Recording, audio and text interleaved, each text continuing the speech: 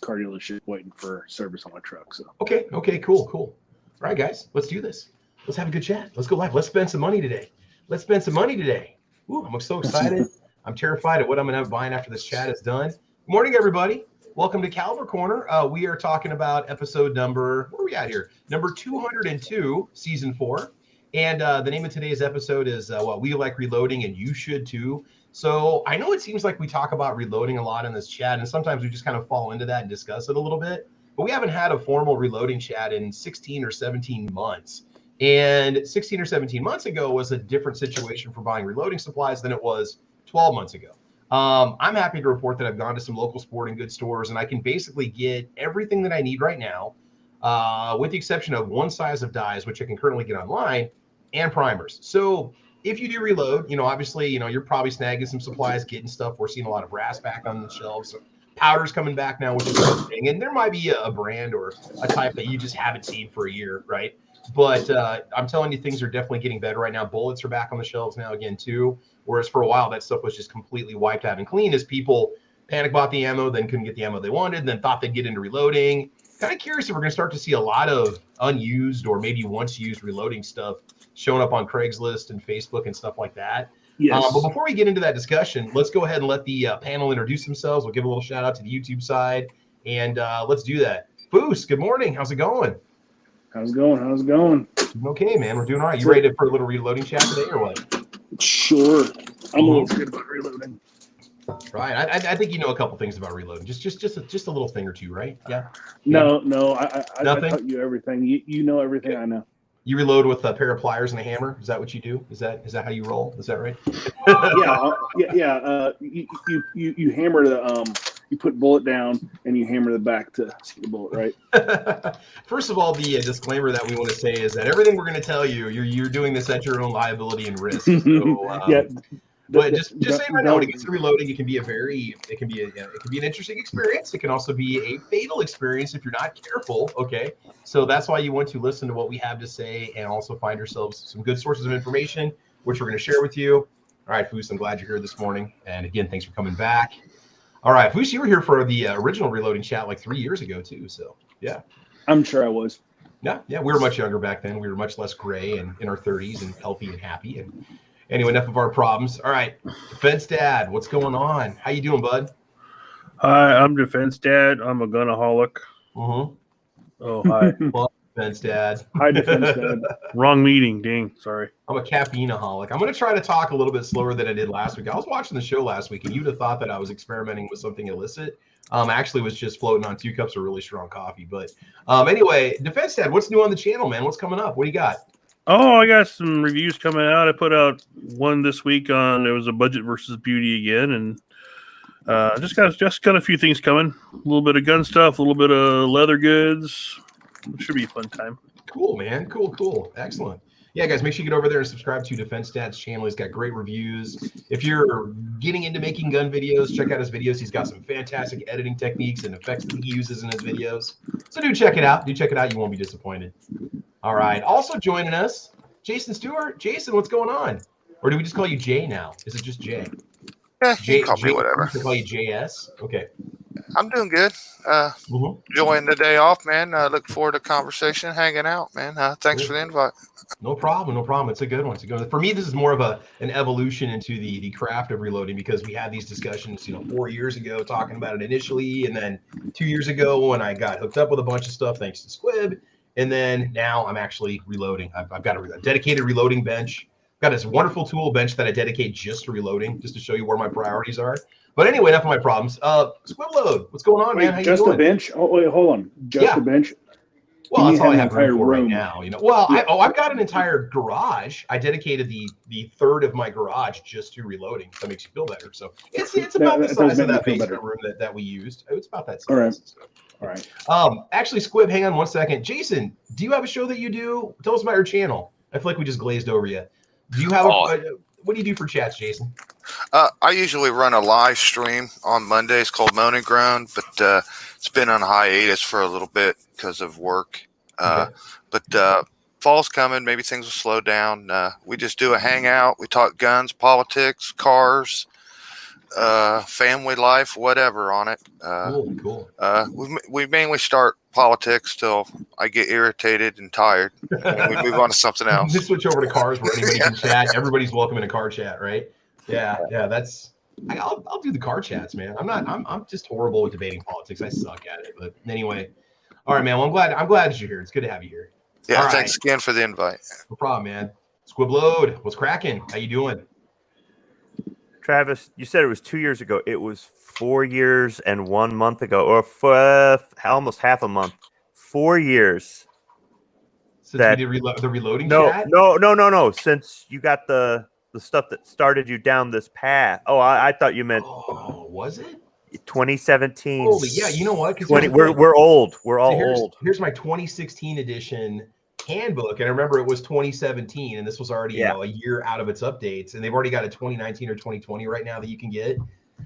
Wow, that went fast. I thought it was only 2 years. Okay. Now the fact that you just got the first couple things to kind of, get you going, to now where you're making stuff, you're putting more into it, that sort of thing. 4 years, that's not entirely unusual. People seem to think that you've got to shell out a whole bunch of money on day one, and on day two, you're a master reloader.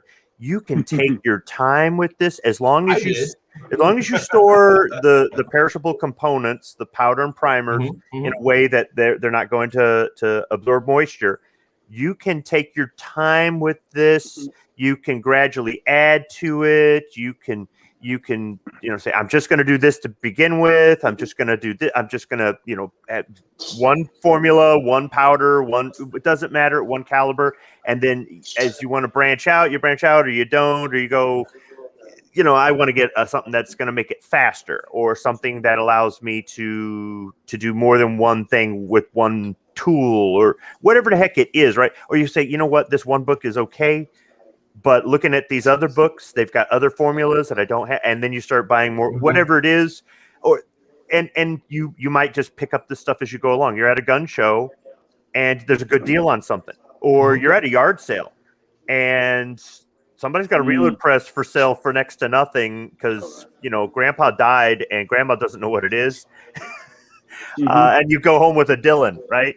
So this is something that taking 4 years from start to I'm doing this on the regular or the irregular or whatever, is not a bad thing. And I want to bring that up because I think there's people out there that want to do it, but they see the price and the sticker shock, or they want to dip their toe in their water, but they think they're going to get pulled into the bottom of the pool. And that's not necessarily the case. I mean, at some point you will be down there, but by then you know how to swim. So it's all good. Oh yeah. Real quick. Hold on. We got to give a little shout out to the YouTube side. So also watching, we've got Warsaw Patriot, Gun Loving Grandpa, MKJO, Jason Stewart, Pat Hirsch is out there. Let's see, Zinger's watching, Fluffy 10mm, Jeep Guy, Defense Dad's over there and over here. Wanky Marshmallow is with us today. Welcome back, Wanky. X Adam 1, William Trader, and Garza Boy. And today's episode is sponsored by SS Pawn in Lexington, Nebraska. Check it out, just off the Interstate 80, exit off on the right-hand side. Stop in there, say hello to Stan and SS Pawn. We'll take care of your firearms needs. Foos, back to you. Yeah, they're taking 4 years, no problem. And there are some of us that are like, oh, I bought a gun. How can I reload this stuff for cheap? Or how can I get ammo for cheap? And then in 2 weeks, you're sitting there pressing your own stuff out. And then 2 weeks after that, you have a smelter in your house. And that not in the house, hopefully out back, right? Hopefully in a garage or something. In the garage with a fan blowing, fumes outside. Sure. Well, yeah. But it's all about the amount of knowledge you gain in that time. It's perfectly fine if you want to jump into it, gain all the knowledge in a month and hammer away. That's perfectly fine. But if it needs to take you 4 years, it takes you 4 years. Okay. It's what your budget and your lifestyle can hold up to. You have to go into reloading as not as an extension to a hobby, but as a hobby itself. Yes. Then the price of getting on machines and stuff is reasonable, because any hobby is worth the money if it if it is fulfilling. So if it's an extension to a hobby, you know, the extra 2, 3, whatever, you know, $10,000, whatever it's going to cost you to get up and running, however you choose, that is up to you. As a getting a new hobby, $10,000 in a new hobby is really not that crazy. Well, I mean, I got into it. Well, let's just say I had to buy everything. Okay, I did a video on how much does it cost to get into loading 9mm. I want to say if I had to buy everything, I want to say it was going to be around $400, roughly $450. But that would give me enough everything to basically press out my first 100 rounds of hollow points, primers, powder, cases, press, upgrades, calipers, scales, and all that fun stuff. So, but hold on. Let's take it back though. Let's start at the very beginning here, because people are coming here to learn about reloading. Where do you start getting the information that you need if you want to get into reloading? What are some smart, wise places where you can go to get info? Where do you start? For my first question before we start to answer that, what kind of reloading? Are you talking about precision? Are you talking about low volume? Talking about high volume? Yes. What? All of it? Well, let's just go with handgun ammunition. Okay, let's just start off with something basic. If somebody wants to get into reloading handgun ammunition, where do you start? Handgun ammunition. What I would do is I would go to USPSA or someone that handgun competition that expels a lot of ammunition, and talk to them. Because if you are wanting to put out volumes, you know, for handguns, supreme accuracy is not the end all goal. It's quality ammunition at a decent price and volumes, because you pump out, you shoot a lot of volumes pistol. So it is go to the places where a lot of ammunition is expelled. But if you go same thing with, if you want to get into, you know, precision stuff, go to bench rest, go to PRS competitions, go to stuff like that, or even go to if you have a local NRA range or something like that that does cast stuff. Hand loading competitions like the one that we saw that people were prepping for at your range, right? Which is pretty interesting. There was a lot of wisdom sitting there on that bench when we were sitting there, you know? Yeah. This guy, he was using the same piece of brass and reloading it. He reloaded it like 10 times. And I actually saw him out there a few weeks later, and he had that fire formed, and it was a straight walled case in his firearm. He said that he has reused that piece of brass for almost 10 years now. That's crazy. And that's the only piece of brass that he shoots. Because he wants supreme accuracy. He says at 200 yards, a lead cast bullet, he can make a clover leaf with that piece of brass. That's pretty remarkable, man. That is some. I mean, that really. And I believe it. I believe it. If you hone it with the perfect powder, with the right firearm, you know, the high quality bullets. Yeah. Well, we're not talking about, you know, minute of man accuracy. We're talking inch and a half, basically. You know. Oh no, which less than that. No. Like what we're talking about, like quarter MOA. Overlapping. Yeah. What he does is, we saw him put the bullet on the case. He just pressure fits the bullet. He actually seats the bullet in his lands as he closes the bolt. So, yeah, supreme accuracy. I mean, there are so many different avenues of reloading. You have to find out why you're going to get into it, and then try to find a place that people utilize that. So, if, again, pistol, go to some high volumes. And, you know, a lot of people really don't like talking about reloading because it's a chore, but you will get some knowledge. You'll find it to be a very relaxing exercise akin to yoga or meditation. I find I did 300 rounds this summer. I did little 50 round loading sessions, 100 round loading sessions.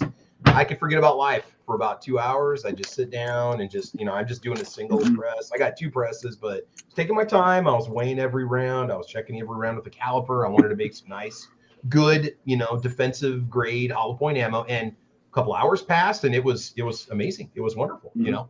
And just real quick, guys, make sure you go to the Reloaders Network, go over there and sign up and join, because they've got a great group you can get into on their discussions on what's it called, under community Discord. They got a great Discord over there where you can ask questions if you have them. People aren't going to insult you if you ask a dumb question, if you want to get into it. Also, another good place for information. I love this book. I've read it twice, not the reloading info, but the initial part. Since I bought a Lee, I think it was like a, what's it called? It's like an anniversary set. Anniversary set is what I bought off of Amazon.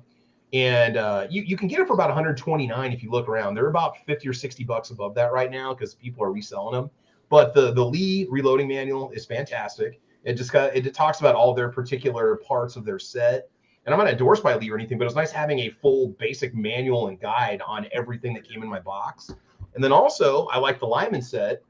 But as you and I discovered as we were doing 308, I didn't have loading info for one of the bullets we were using. So we had to go to the powder company's website where you can get the charts for the actual loads and the minimum overall length or max overall length and powder weight and stuff like that.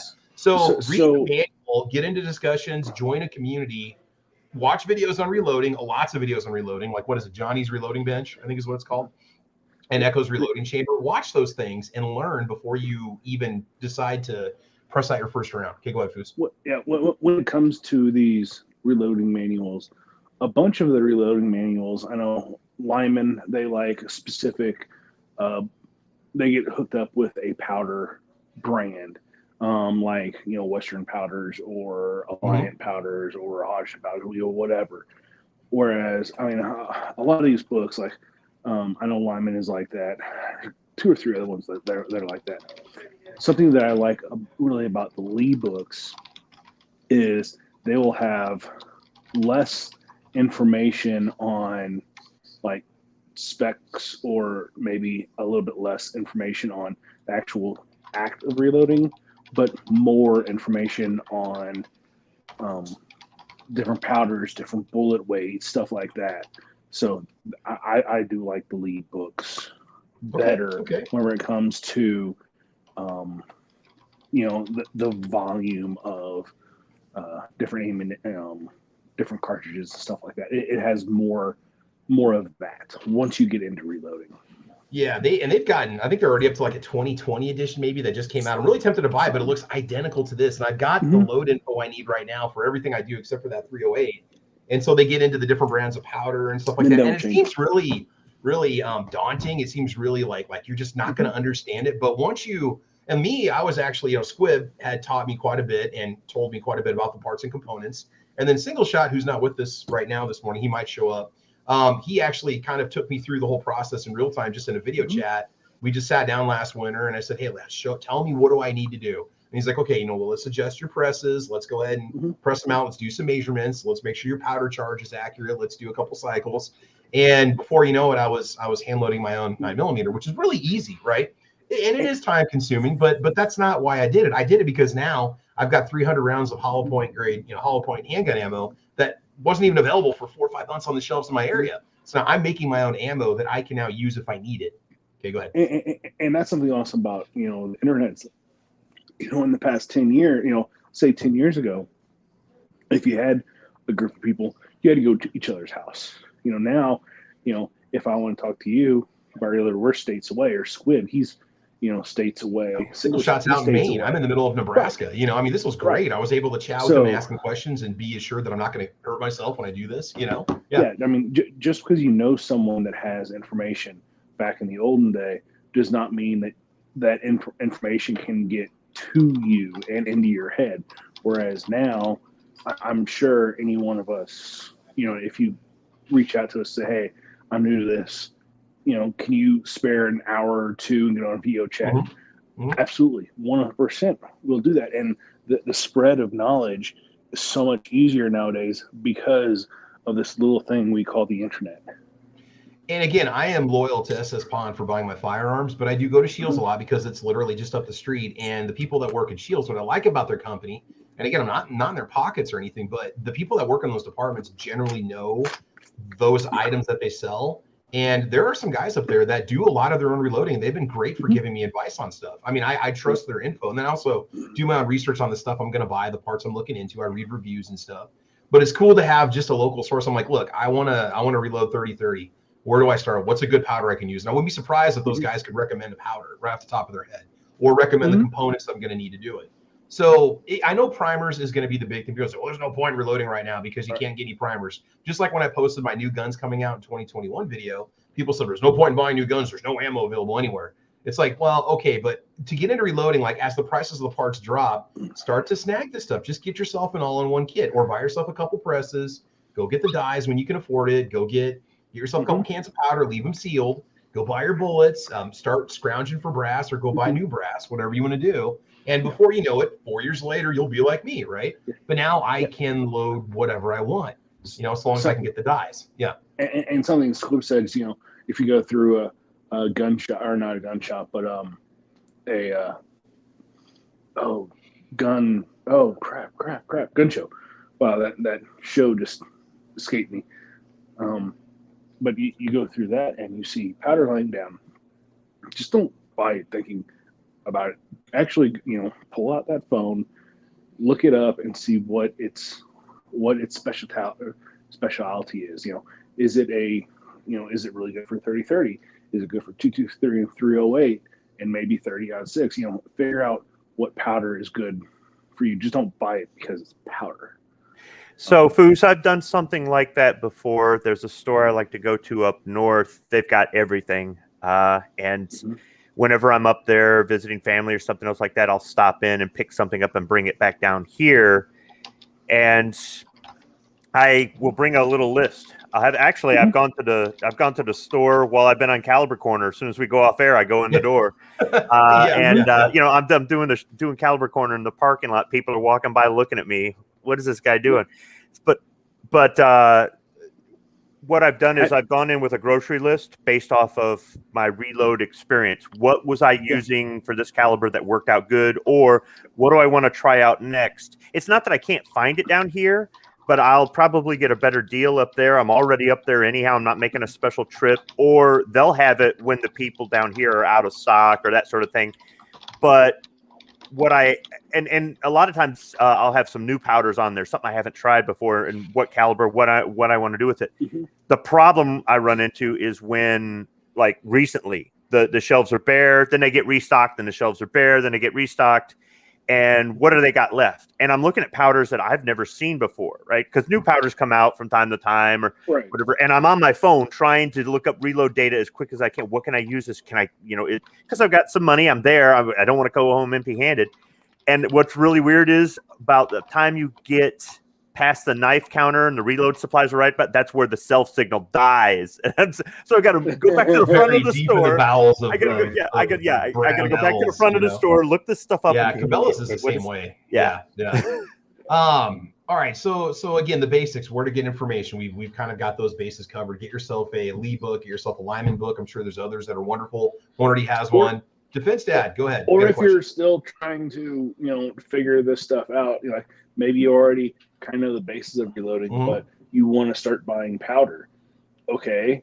Then you go out to, you know, Hodgins website, Alliance website, Ramshot. Like, they publish all the reloading data on their websites in PDF format.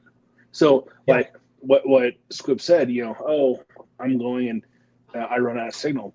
Go out to these websites, the bigger popular websites, and download their thing in PDF. So you don't need the internet. You know, you don't need that signal because it's right there on your phone. It's already downloaded. Yeah, you just open it up and you're there. Okay, this works for 30-30, or oh, this is a, you know, I've never heard of this powder. Oh, it's a 50 BMG powder. That's why, because I don't shoot 50 BMG. So okay, Defense Dad, what's your question? So I was just gonna pose it from, I'm not a reloader, and we're talking about getting into reloading. So maybe tell people about what the different powders do, like what makes it a rifle powder, what makes it a pistol powder. Do they have different burn rates or what? Oh yeah. Let's do that, and then I want to answer X Adam 1's question because it's very very pertinent to some videos I put out a while ago. But so the differences in the powder. Just don't go buy something and think you just dump it in the brass. You don't want to do that. So let's think about a 308. 150 grain bullet. You know, you have 16, 18, 20, 22 inch barrel to push that 150 grain pill at a distance. And then you go into a 9 millimeter that you can have 147 grain loading. you have 3, 4, 5 inches to push that bullet. So you're going to need more gas in a short amount of time, so that powder is going to have to burn faster in that pistol to get that round moving. So it will sustain flight for however long it needs to, versus the rifle. But the rifles will have a lot more pressure because you're in a contained burn rate for longer. So pistol powders burn a lot faster at a lower pressure, produce more gas. Rifles will burn slower, but have higher pressures because it is in the contained space for a lot longer. And then you got rounds like 300 Blackout, which I believe burn a pistol powder, correct? That's how 300 Blackout's able to be so efficient, is it can do it because you're using a pistol powder in an 8.5-inch barrel, you get a full burn, or a 9-inch barrel or whatever. Yes, because of the how much cartridge or how much of the projectile is in the case and how the volume of the case. And 300 Blackout is optimized for 7-8 inch barrel. I think it was originally developed for 9, but 8.5 will give you like a 90% burn. So I've actually done the chrono testing on 7.5 versus 10.5, but it's pretty substantial. You wouldn't think so, but there was 200 to 300 feet per second difference between, or about 150, 200 feet per second difference in supersonic ammo, 8.5 versus 10.5 inch, or 7.5 versus 10.5. And then subsonic, it was not quite as much, but yeah. Yeah, well, I mean, supersonic, you're usually looking for a longer barrel. You don't really want to do supersonic or supersonic in like a 7-inch barrel. It just doesn't have enough. But it was interesting to do super versus sub, because I don't know if the bullets were the same weight or not, but it was like there was a I mean, the subsonic was almost like a 9mm plus P kind of velocity and energy. But anyway, enough of that. But yeah. So yeah, you definitely want to make sure you're getting the right. And as for brands of powder, I mean, anymore you're pretty much going to take what you can get. I do like the Accurate. I do like, was it Hodgson's? Don't they make, or Western Powders is really good too. There's so many different types of like that. Those are main companies. They have lines of powder, below them, kind of like how GM has GMC and Mercury and Chevy. Each one of its own brand, but it's under the corporation of GM, where this is Western Powders is just like GM. And then you have Ramshot, you have Hodgdon, you have, IMR, all that stuff that is sub brands under them.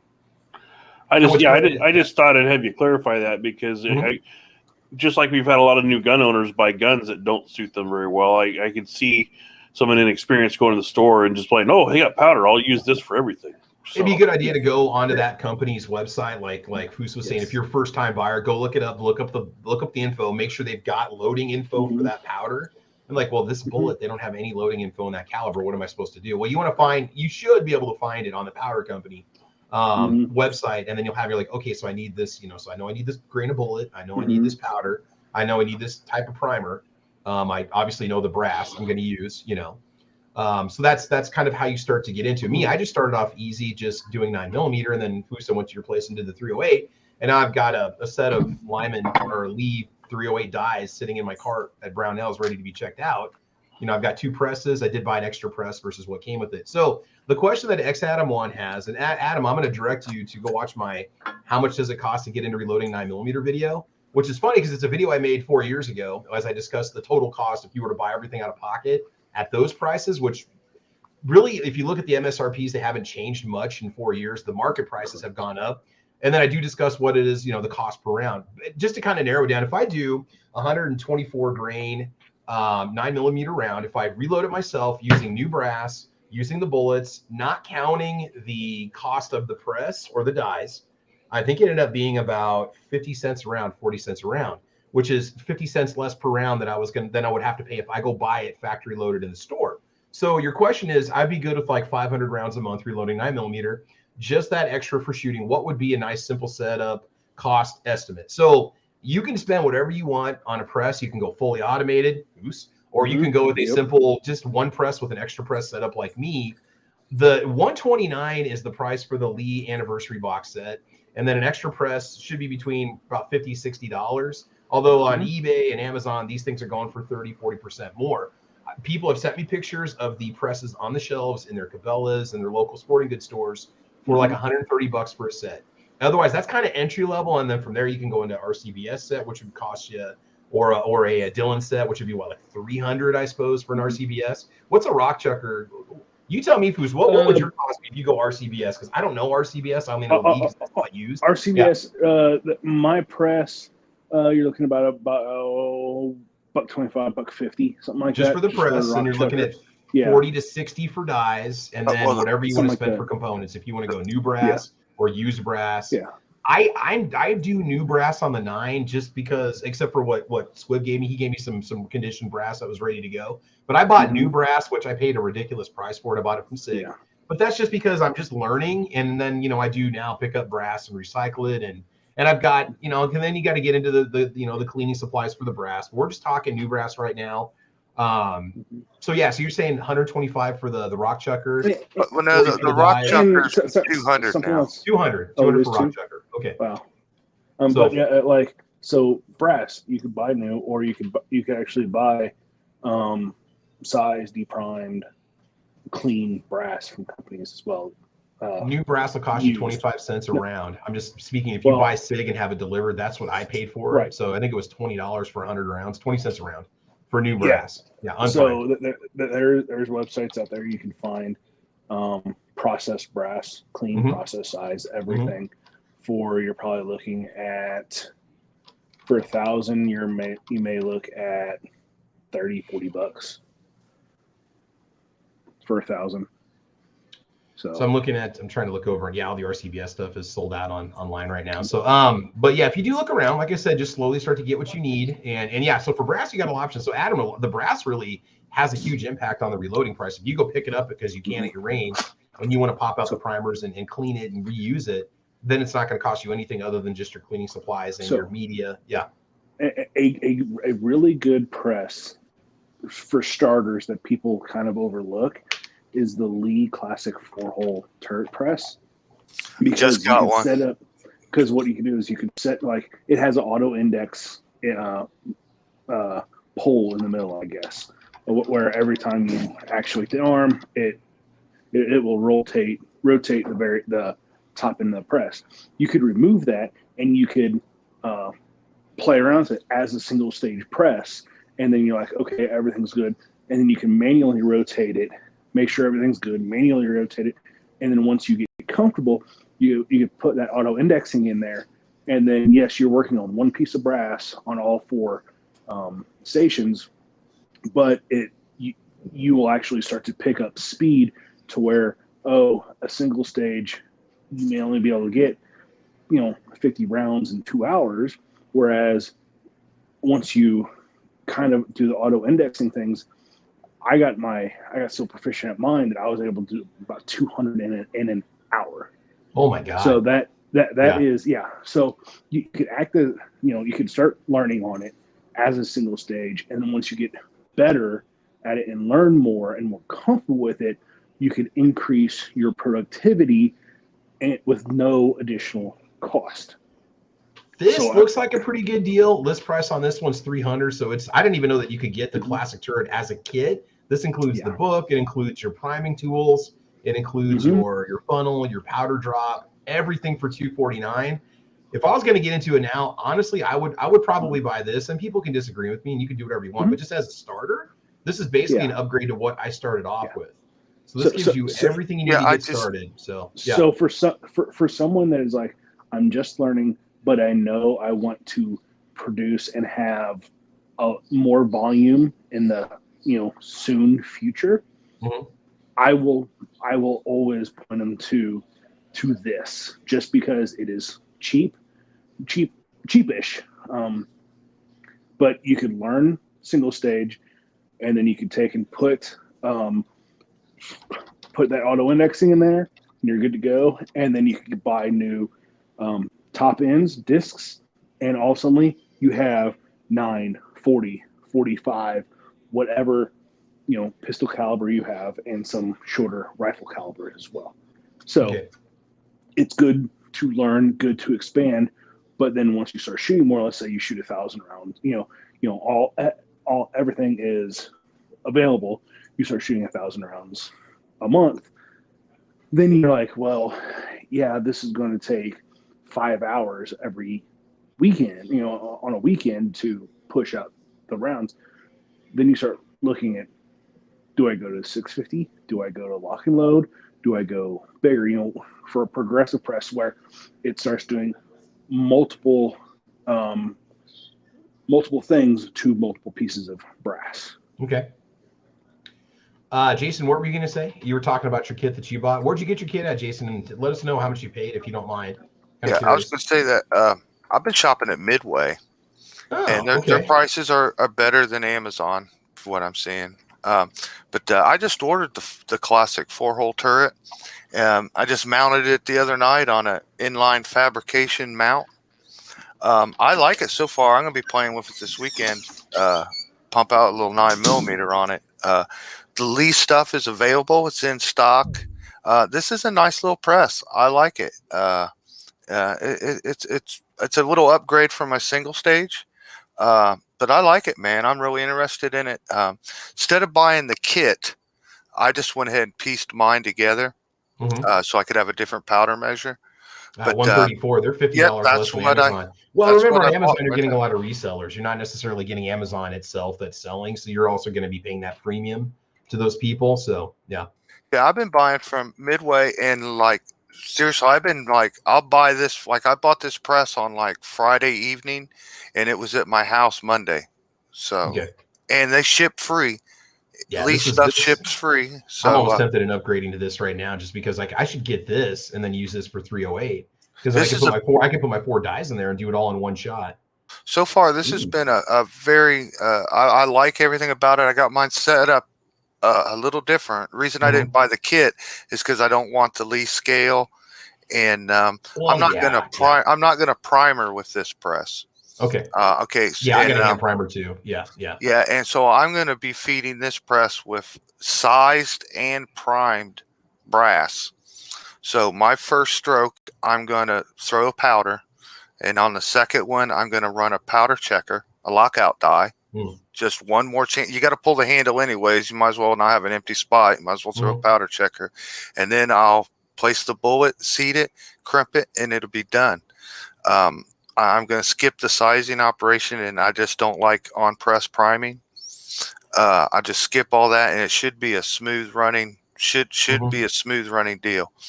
I bought the Lee powder measure, but I bought the auto disc, not the auto drum. Yeah.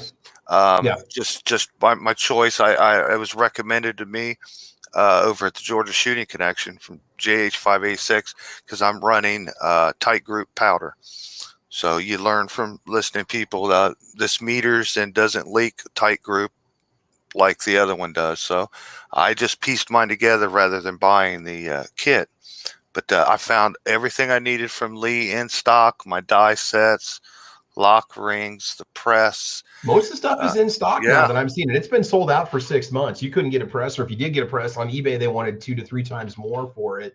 They're asking $100 for a press that should have been $40. They're asking, $300 for that anniversary kit, where now you can get it for $150 on Midway or whatever.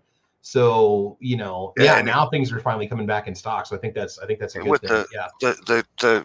The rotating and easily changeable turret. This is a very simple but very nice little press. I'm not disappointed in it in any way. I'm only going to I'm only going to be running 9mm through it, and when I get the die, some 45. But not stressing out, with it with rifle rounds or anything. But and like I said, I'm decided not to do the whole cartridge here. I'm not going to size and deprime size, and I'm going to put it clean sized primered brass in it, and I just expect it to be a very smooth, nice little operation, man.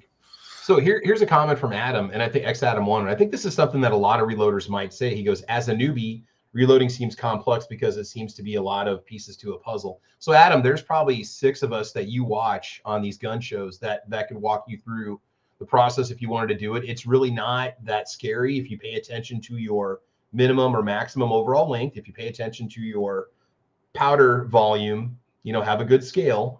It's really not that intimidating. You know, you want to maybe run off like 10 or 15 rounds and then test them. And then if that works, if it runs through your firearm with no issues, and then continue with those stats and those specs. When Foose and I did the 308 ammo, and Foose had dropped, I apologize, Foose. Hopefully you're not having a technical issue. You're probably checking out wherever you're located at. What we did to actually develop a round is we looked in the manual. We just went a couple like tenths of a grain higher than the minimum amount of powder that's recommended. And then we just did 1 grain increments until we got 1 grain below the maximum. Now that depends on the round you're shooting. In some rounds, you might only have a couple grains of powder of flexibility, but it was amazing the difference that I felt between 38 grains of powder and 42 grains of powder. And we took out like, I don't know, like 20 some test rounds or something. And when we found the round that grouped the best, and then the round of ballistic tip that matched the round of standard full metal jacket bullets, when those two matched a very similar amount of accuracy at 100 yards, we knew we found the perfect load for both rounds, which just happened to be the exact same powder charge, if I'm not mistaken. Even though the bullets have a different weight, they perform basically the same at 100 yards. So I loaded a full metal jacket plinking round, and then also loaded a ballistic tip hunting round, 2 different weights of bullets with the same grain of powder that perform about the same at 100 yards, not past 100 yards. Past 100 yards, there's more drop with one bullet versus the other, but it's really cool to do that. And so now I can make these all the time. So, you know, if you're going to get into to reloading and stuff like that, you don't have to go out and drop $400 or $500, you know, tick off your significant other, whatever. Just start to get the things, get yourself the kit, educate yourself, read the book that comes with it, learn about the different parts that you have, start to look into the powders, just buy a few boxes of bullets, maybe buy new brass, or maybe go scrounge for brass at the range. I would say it was very easy to get into reloading with new brass. Yes, there's more expense to it, but then I can also save that brass. I know it's only been run once through the gun, and it's already sort of case formed to that particular firearm. So, I mean, that's one of the benefits of using new brass, but it is that does almost, you know, double the cost per round, if not triple it, versus finding it brand new. So I will say that. I'd like to add, at some point you got to stop. You know, you don't want to overspend, or you don't want to go out of too bad of a budget, but you're not just going to go buy a package and be ready to go. Okay, I mean, I know they sell the kits and all this and that, but like was brought up out there in the chat, the Lee kit, the scale's really not. I wouldn't recommend using it. That's the one upgrade you want to make. I got the Frankfurt Arsenal digital scale, which I think was a great. That's good for beginners. Yeah. And then I think the scale, your scale needs to be really important, and it needs to be a good scale. Just because it costs a bunch doesn't mean it's a good scale too. But you need a good mechanical scale, and you need a digital scale, and you need to spend a little money here, or at least get quality, and you need some check weights. Okay. I started out with some cheap, inexpensive scales, and playing with them and working with them and getting to know them, you know, and they start drifting and they start changing, and they can drift and change real quick to put you in a bad spot on your powders. Okay. Then I got some good quality digital scales and backed it up with an American-made, nice old Rcbs scale, and everything stays perfect all the time. You get a lot more confident in your scale when it's a good one, and you can kind of trust it. And I mean, like, you could throw something on there 100 times and it doesn't change. You know what I mean? I would spend money. I would worry less. The presses, you have so many choices within a narrow $50, $75 range between any brand, but stress getting a good scale, a couple of them, good scales and good check weights. Spend your money there. It'll take you a long way. It'll make you feel a lot better, because I tell you what, it's a funny feeling in your gut when you're weighing powders and things all of a sudden just aren't right, and you're starting to scratch your head, and you're re-zeroing a scale, you know, every 2 ways or something. And if you look down and the tear weight's just changing on its own, that scale's not helping you. That's hurting you. You got to go back and disassemble the Frankfurt Arsenal comes with a check weight. Yeah, you get I've got that one. You get a 50 gram, one of the two. And that's the one thing too. Make sure you know which setting you're on, because that Arsenal does ounces, grains, grams. I think it does those 3. And you want to make sure you're putting grains as the setting and not grams. Therefore, you don't want to use like a kitchen scale, because those are only ounces and grams. Okay, grams and grains are not the same thing. Yeah, some scales, the check weight will come in grams. even Yes. though we're weighing powder in grains. So when you're doing your calibration, you're setting it up, it'll change, it'll be on the grams, but you got to remember to change that to grains before you start testing anything. You'll know because the numbers will be crazy, but it's something to watch out for. The volume will be crazy. Well, I'll talk about scales real quick. If you know you're going to get into it and you're going to do this for the long haul, I got to use Foos's Rcbs Charge Master, which was a digital automated powder drop. The thing is magic. Okay, it's so cool. They do make a Charge Master Lite, which I might get. It's about $239, which sounds insane. But when you look at the time savings of having it do it automatically versus sitting there doing the powder drop, measuring it, it really takes a lot of the physical demand of reloading off you. And that part of it, some people don't care. There are guys that use a balance scale and, it's no big deal, but do it. That's hand fine. trickling is, if you throw it, that's how I've been running my ladder loads. I'll have my powder measure set at say like 5 grains even, right? And but say I'm going to run some 5.2, some 5.4s, 5.6. I'll just throw my first charge and throw it on my scale, and then I'll trickle it up with a hand trickler, and it's just about as fast as those machines. And it's very doable. 25, 30 bucks. As long as you got a good scale that is quick, it works great. I'm using the Rcbs digital scale, not with the powder measure in it, but just the plain digital scale, like a Rangemaster 2000, I think they call it. It's worked flawless. It doesn't drift. It works great. It checks every check weight. And it just, I back that up. I'll weigh it on that. And then I got a little hand digital one, like traveling one, that's junk. And sometimes I just weigh on that just to see how bad that scale is. Then I got a mechanical scale that every now and then I'll check it. If the RCBS digital one would have to change a little bit or something, I'll weigh it on that. And it's real simple and easy, and you're like almost 100% every time. And if that particular throw or something happened, just pour it right back in the hopper and start over again. It only takes a couple seconds. Yep. And the cool thing about the Charge Master, is whenever you are sitting there doing other things, you can sit there and say, hey, I need 47 grains of this. And as you're shooting bullet, as you're pushing on a primer, as you're doing something else, it is dispensing that for you. Yeah, it worked like a charm. It was amazing, and it does take a little bit of time to like finish off that charge, like the few extra seconds. But the fact that you can go work on other stuff and come back and it's ready to go, that's perfect. I'd like to have that. You could change light you could change on that. Yeah. So you could change on that. That's just the settings I had. Let's say you go up to 47. You can have it go really fast up to 46 and a half, or 46 or something like that, and then just trickle that last little bit. Or, I have it set up to where it goes to, maybe like 5 under and then starts to slow down. Those are all settings you can modify. So you can make it faster and stuff like that. And I know that there are some people out there that shoot a lot of, long range rifle. They'll have 3 or 4 of those set up. So they just put the case back, the plate back down. It hits 0. It starts to charge again, but then they're loading and they grab the next one right next to it that's already dispensed. We have a question. Does somebody have a question, or is that just a comment? I can't remember. Let's see. I put a link to a video on the Charge Master Lite there in the chat. Oh, cool. Okay, I'm not seeing the chat right now because I'm looking at this. Squib, you said you had an answer for that.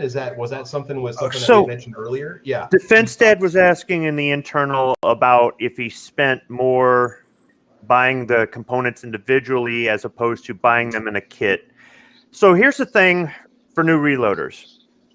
Everybody's different. You might not think so. You're watching these shows, you're watching these videos, you're hearing people talk, they're using terminology, and you're like, these guys are all the same. You're going to develop your own individual reasons, tastes, processes, whatever it is, and you're not going to be doing anything that's unsafe or illegal or anything else like that. People get into it for different reasons. They may change what they use or how they do it over time. Some people want to jump into it, both feet and just jump right in. Other people gradually do things. If you buy a kit, you're going to get most of what you need short of components. most of what you need to get started right off the get-go. You might be disappointed with some of the stuff in the kit. However, as a jumping off point, if you know nothing about this and you don't have a friend who has the equipment that you can go over and mess with their stuff until you get to comfortable with it, if you're just doing this on your own and all you have are videos and books and stuff like that, it's not a bad way to go. Now, I didn't go that route, but I didn't go that route because I wasn't putting a whole bunch of money into it at first. And my friends I had 2 friends that had been reloading for a long time, and they're like, yeah, that Lee safety scale is not that good. You want an Rcbs 505. So I bought a 505 used, right? But, when you have somebody say, well, you don't need a mechanical scale at all, in my opinion, I disagree. A mechanical scale is a good backup. It's a good way to check your digital scale. However, there are people that have never owned a beam scale that have been reloading for decades and they're doing just fine. And that's what I mean about you're going to have your own individual way. Now, you may not know it first. You go, well, how do I know? Sometimes you buy some of this stuff and then at a later point, you end up not using it or not using it as much or whatever.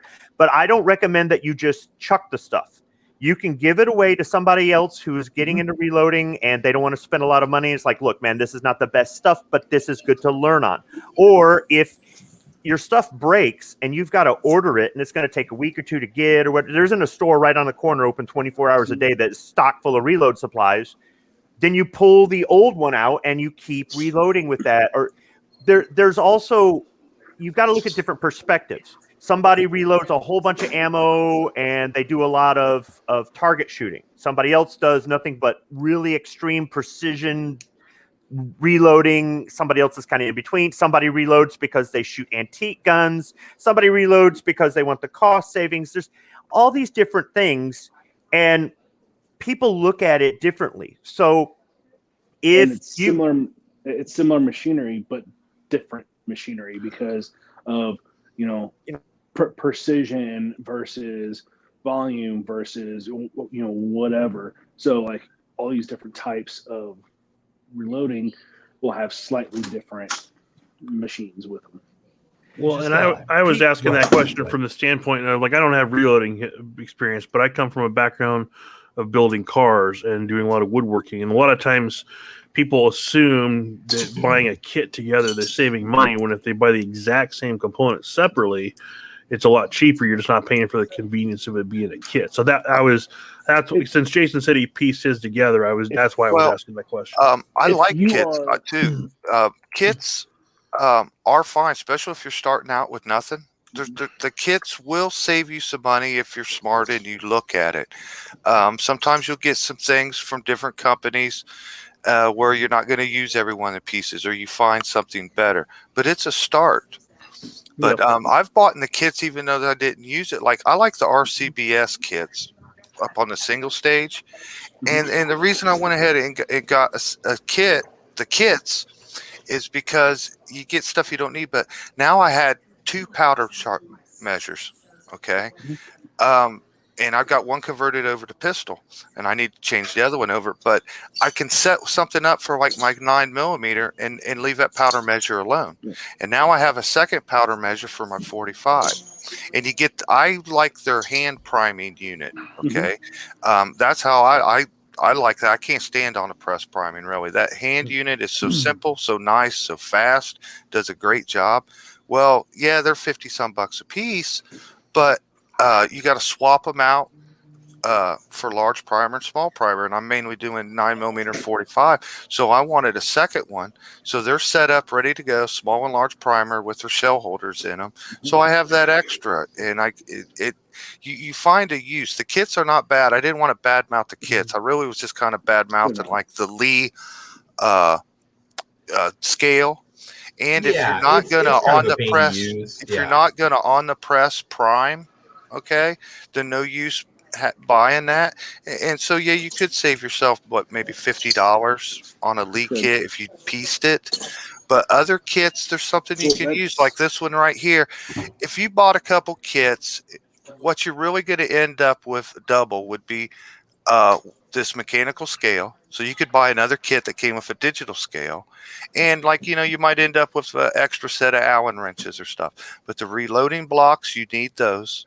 Yeah. You know, without a doubt, you know, the case loop pads, you know, the little stuff, if you're doubling up or don't need it, that's fine.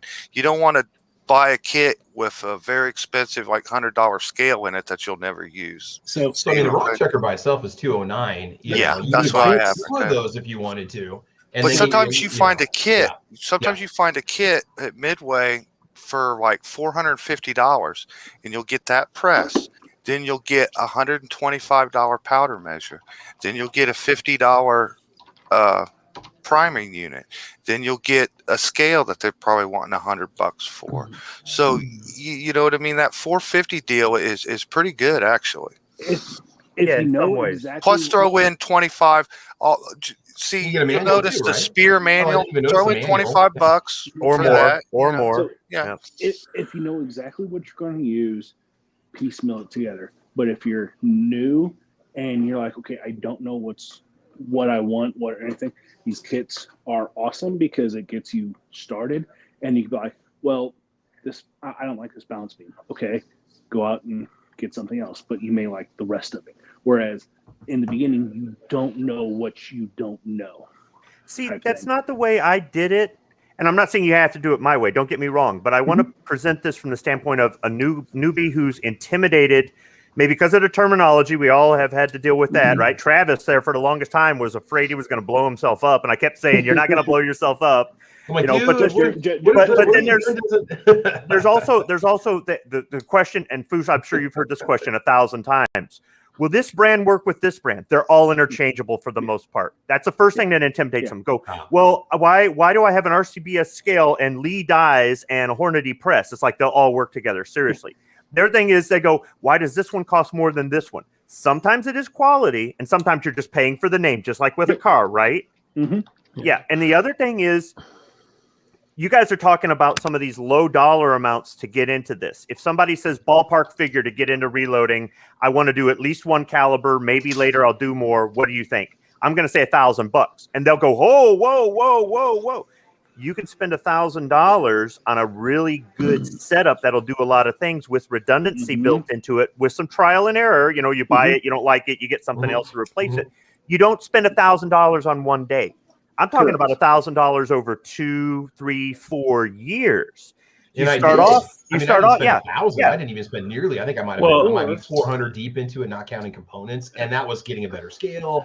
Got the calipers. You know, I mean, I bought a few upgrades from what came in the kit, a second manual. You know, and you could probably be running $300 would get you into it. You know, if there's that way, and then you're like, oh. You know, after a while, I know this is after a while, or if you're one of those people like, I'm jumping in head first, I don't care, you could go with an Apex 10 that's going to set you back, you know, a fully automated one, you're going to set you back $6,000-$7,000. Yeah. You know, and you can do that. But you don't, I would, if you would buy that as your first press, I would have someone sitting with you that is already reloaded, because there's a lot going on in these fully progressive presses, and don't automate it the first time. There's just a lot going on here. Steep learning curve. There's a lot to be said about spending a whole bunch of money up front thinking this is just going to fix a problem. It's automated, so I don't have to do any work, so I don't have to learn, right? or spend a lot of money. No. This must be the best thing out there. And that's not necessarily the case. Cool. I mean, well, for example, I tell people all the time, if you don't start off with a single stage, that's fine, but you will go back later and buy one. For certain jobs, you will buy one. And, you know, especially if you're doing more than one caliber, you know, over time you start doing multiple calibers and stuff like that. You know, I already talked about the beam scale being your backup scale if your digital one fries, or you're trying to verify your digital one is working because it's throwing all kinds of erratic charges. Things like that. You know, you may start off with one book. Before you know it, you got 2, 3. Sure, there's free information online. There's nothing wrong with that either. I use it. And you're going to start taking notes on the formulas when you start playing with it and going, a little bit more, a little bit less. Yeah, you know? like, and you know, for instance, let's say there's a 308 load that it's like, oh, you need 43 grains of this, but you start experimenting with it, and you're like, my gun actually likes 40, 45 and a half grains of it. Okay, that's fine. mark your note in the book. If it's something you don't reload and constantly and just remember it, you mark it in your book and go on. You know, Minutes 4 has a question for us I want to get to here. He says, I'm thinking about getting into reloading 9mm and maybe down the road 357-38. Will those kits cover everything I need? Everything except the dies, which is what JH586 just said. And then obviously the components, right? Dies and shell holders. Shell holders, which may come with your die set. Yeah, if you get the Lee, you'll get the shell holder. One if you have 2 prices. As a matter of fact, some people kind of downplay Lee because they're the least expensive. But here's the thing about Lee. They're made in America. They've got a great warranty. And in my opinion, they're the most user-friendly when it comes to dies. However, I have other brands of dies, and I like those as well. And you can mix and match and stuff like that. So Travis, that's why I got you the Lee set there as a beginner, because if you look, it's got reload data in the instructions. Who else sells reload data with their tells stuff? me everything about each die and how to set it up. No, what I mean is which was nice. But the die set, when you take the lid off the case, there's a piece of paper there. If you unfold it, it's got reload data in there. In addition, it comes with a shell holder and a powder scoop. Most of them don't come with that sort of thing. That doesn't mean that, I'll just use Lee and nothing else. If you start, I would recommend starting off with Lee, and I would recommend looking at Lee anytime you're going to get a new caliber, especially if you want like a 4-die deluxe set or something else like that. But if you go, today I'm going to get the Rcbs set, you try it out. The instructions are going to be a little bit different. It's going to be a little bit, but after you use it, you'd be like, okay, I see why this costs more. The good thing about Lee is they make dies in a lot of different calibers that other manufacturers don't. Like 577, 450 Martini Henry, 4.6 H&K. Well, right now it's a tough time to buy dies. And unfortunately, Lee is shown lately to be one of the only ones that can put them on the shelves consistently. And I'm still waiting on. There's still some Lees I'm looking for, but Midway actually says they should be in stock next Wednesday. I'm still waiting on 2 sets of dies from RCBS, and it's been months. Everybody like Dylan still lists their stuff as 60 weeks out, and it's been 60 weeks out for a month without it being changed. So like Lee is a good place to start. I'm impressed. I was kind of like that. I never bought any Lee products till lately. I was a little caught off guard by the affordable price. I'm impressed with their dies. They use a little different approach with collets and things, but I'm impressed with them. The workmanship, the quality of them for the price. I think they're outstanding. I'm looking forward to getting this press mounted. I don't see any problem with Lee stuff so far. With Lee, 2 dies that are superior. The first one is the factory Crimp Die. I have never seen another Crimp Die that is better than Lee's. Lee's capping, decapping, and sizing. The sizing portion of it is amazing. I love that. The decapper has some design issues, but it's for cost. It's how they do it. Other companies do it differently. So what I do is I have a universal decapper to get past that. And then I use their sizer as just a sizer. So if you use the dies to their strengths, that's awesome. Because on my automated press, I have Mighty Harmony decapper. I have a Lee size. I use a Lee powder throw. I use a RCBS expander. I use a Hornady bullet seeder, and then the Crimp is Lee. So they sell the Crimp as a separate. I'm looking at this 2 dice. Yeah, you can buy them in kits, or you can buy them individual if you break one or something else like that, which is a rare thing. But see, what Foose is talking about is each one of those do their job really well. Yes. And for the way he likes to do his reloads or his experience going, which one has worked better for what I do. This brand does this brand, and somebody's there going, well, damn, I don't want to buy one of each. There's 4 dies, and it's not like that. This is something that Foose has figured out over Over time. time for his you might That go, works for look, me. all 4 Lee dies do the job for me and I'm good. Oh, absolutely. And because once again, you go back to that individuality. Mhm. Yeah. And your individual needs. Starting out, I used all Lee products for the first 4 or 5 years. And then I went into, getting higher volume. That's when I got my lock and load. And then I went ahead and the lock and load I got came with a set of Hornady dies for a different caliber. But I started looking at them like, well, this cedar die, it has a piece in here that straightens the bullet, so I don't have to have the bullet completely straight whenever I do it, like on a Lee. So you do that, and you start to feature. Each company will have its own unique features because that's what differentiates them all. So you start to figure out what specialty each die set is, and if you want to use it, do it.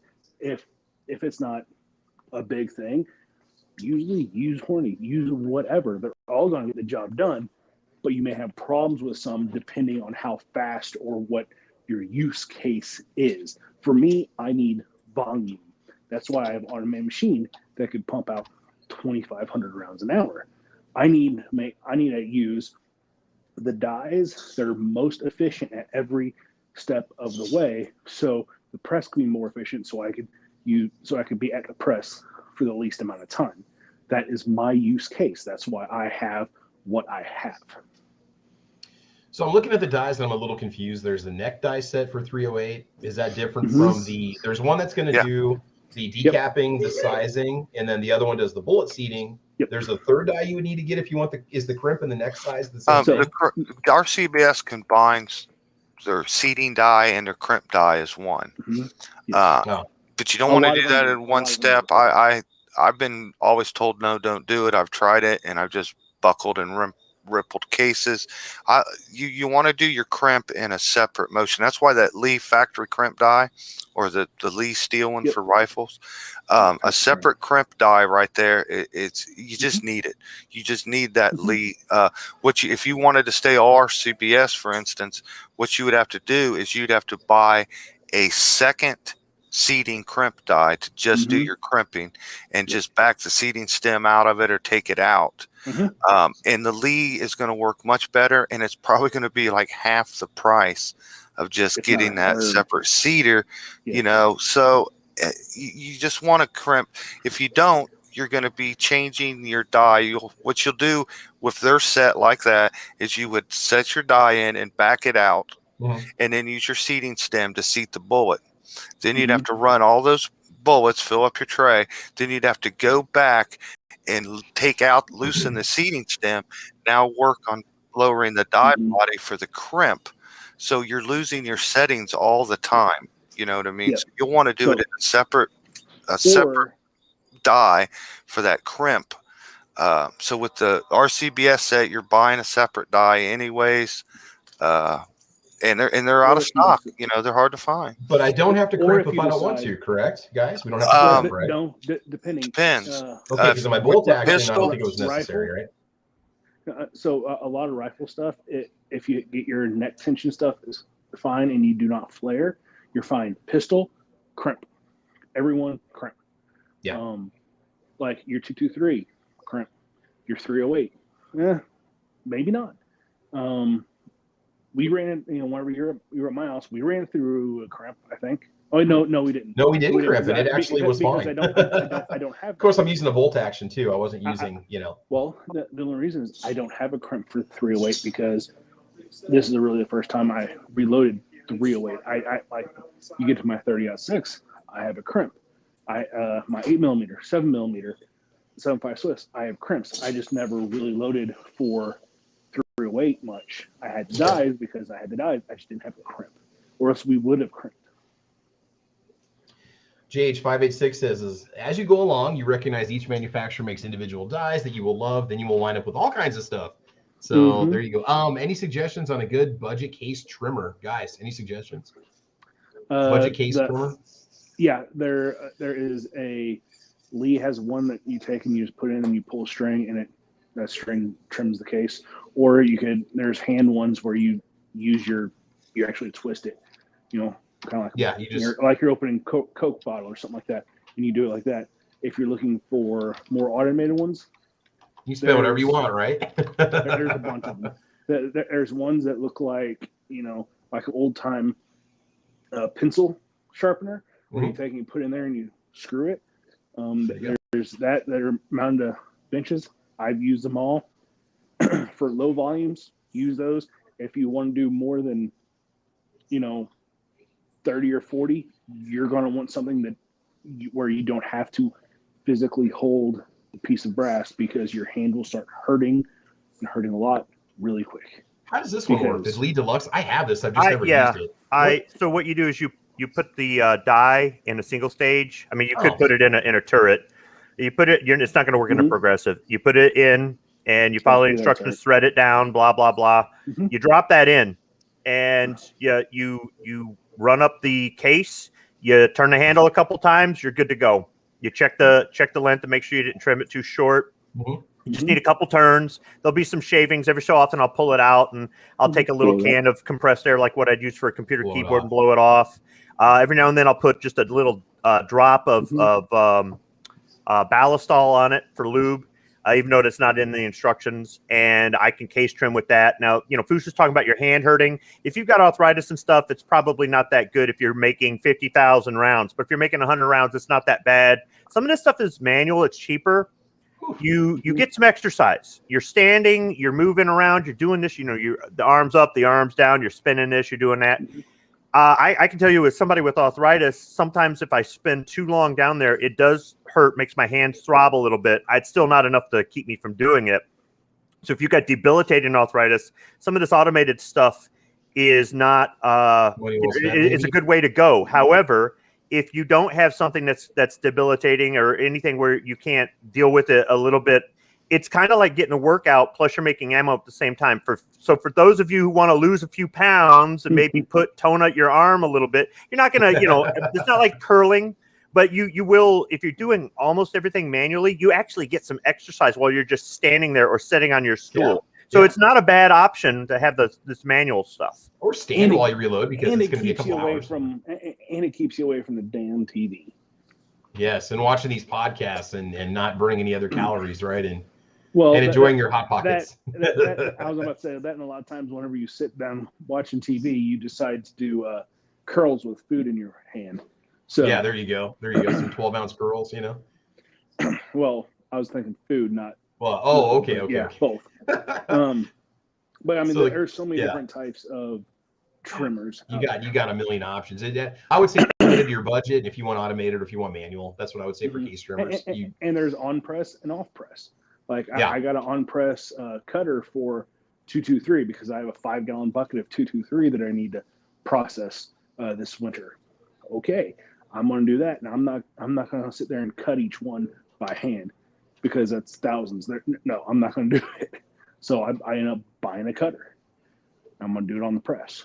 So see, Foos does stuff in bulk because he does a lot of shooting. If you're just doing 100 rounds on a weekend, all manual stuff is not going to be a big deal. Once again, we go back to the whole individual thing. And as time goes on, you may change what you're doing. Maybe you're making more. Maybe you're doing more calibers. Maybe you do start developing arthritis and things are hurting. Maybe your schedule changes and you need some more automated stuff for time management. Everything changes. And over time, you will invest more into your reloading stuff. And don't look at that as, I joke around and call it a money pit. But the reality is, during this ammo shortage, I was being a total smart aleck. I got ammo. I got tons of ammo. I'm good. Yeah, I did 300 rounds just in a couple weekends, just playing around. I mean, I got 300 rounds of 9 when the shelves were bare. I was making my own. I was holding my own. So we're talking about high volume shooters. Some people think 1,000 rounds a year is high volume. This calendar year, because I was able to trade for 10,000 primers earlier in the year, this 2021. I'm going to be shooting 20,000 rounds. I mean, in this, you're the reason for the ammo shortage, not the Russians. No, you're doing your own. It's because I've stocked up. Now next year, it's going to look like if I fully shoot 20,000 rounds this year, I'll have about 15 for next year, and then I'm out. But I have this stuff, and that's what I'm talking about, like high volume, not 1,000 rounds in a year. If I was doing 1,000 rounds in a year, I wouldn't have all the stuff I had because I don't. It's not. That's where something like a need single or stage kit like mine is a good idea because you're not in it too Yeah. much and you're still saving money every time you reload. If I was only doing 1,000 rounds a year, I would have stayed with my Lee turret press. Been done with it. More than enough. Yeah. I'd like to say a couple things that we jump over and we take for granted all the time. If you want to be new and into reloading, there's a few things we haven't gotten to yet. We kind of got, like everybody, we kind of look at stuff, the price, what's available. Well, we're kind of jumping forward here a little bit. You got to start out with the basics. The first thing, if you're talking about reloading or you're thinking about it, you need to know, do you have the desire to do it? Do you have the commitment to do this, or are we just playing around, or because you're just going to be throwing money away for something you never use and you're the guy selling it for nothing at the yard sale? Do you have the commitment to do it, the desire, and want to learn? Okay. If we get past that, really, before you get anywhere, you need a workbench. You need a reloading bench. You need an area, and you need at least double the storage for stuff, knickknacks, shelves, bins, anything. You need about double the size of storage that you would think. Yes. You need your own area.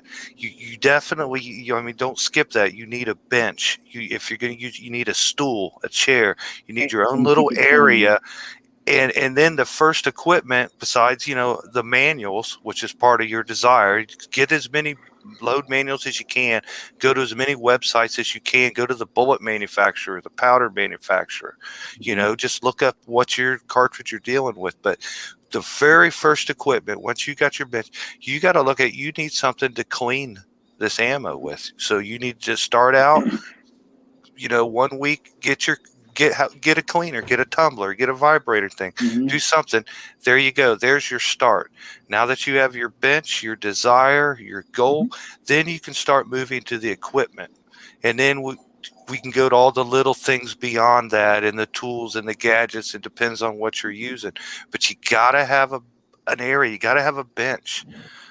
You got to have a little dedication to start this out. Or then you will worry about money because you're just throwing away money. It doesn't do you no good to buy a $1,000 Dillon and you got nowhere to put it. Okay.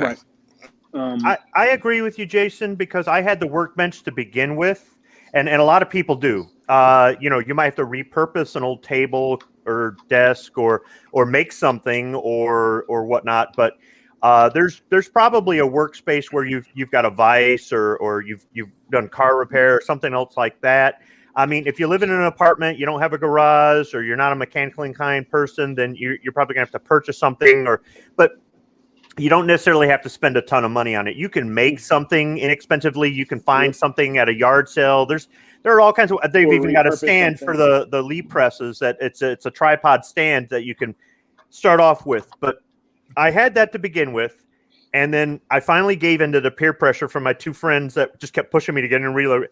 And one of them sold me my turret press for a good price. So I got a bench and a turret press. I got nothing else, literally. And I think the next thing that I bought was the tumbler and media. And I had already been picking up brass at my range, so I had tons of brass. And the first time I tumbled it, I just threw it in there and I mixed it together and found out that the cases, one small case would get into a large case. It's like, okay, they got to separate this stuff. So then I'm like, okay, well, what do I do? What do I do to make this where I can do something with it? But I'm still not ready to necessarily sink a whole ton of money. How about the universal decapping die?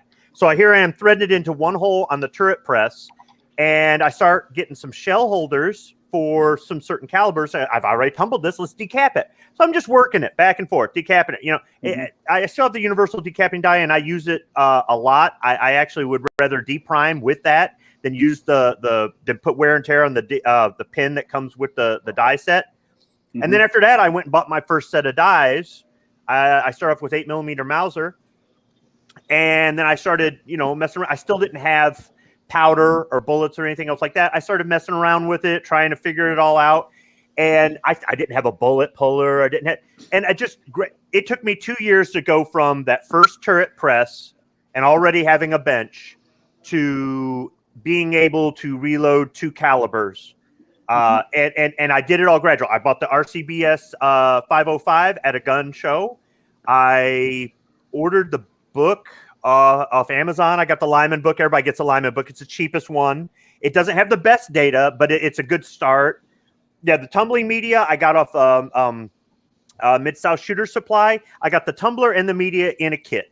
Yes, now I know the difference between the different kinds of media. At the time, I didn't know, right? Right. And this is trial and error. I pulled out my old Starrett calipers from my toolbox that I hadn't used in like 20 years, and they were fried. So I got a set of Hornady calipers, which are made in China, just like the Starretts, and what they were like $20 at Bass Pro Shop, right? Something like that.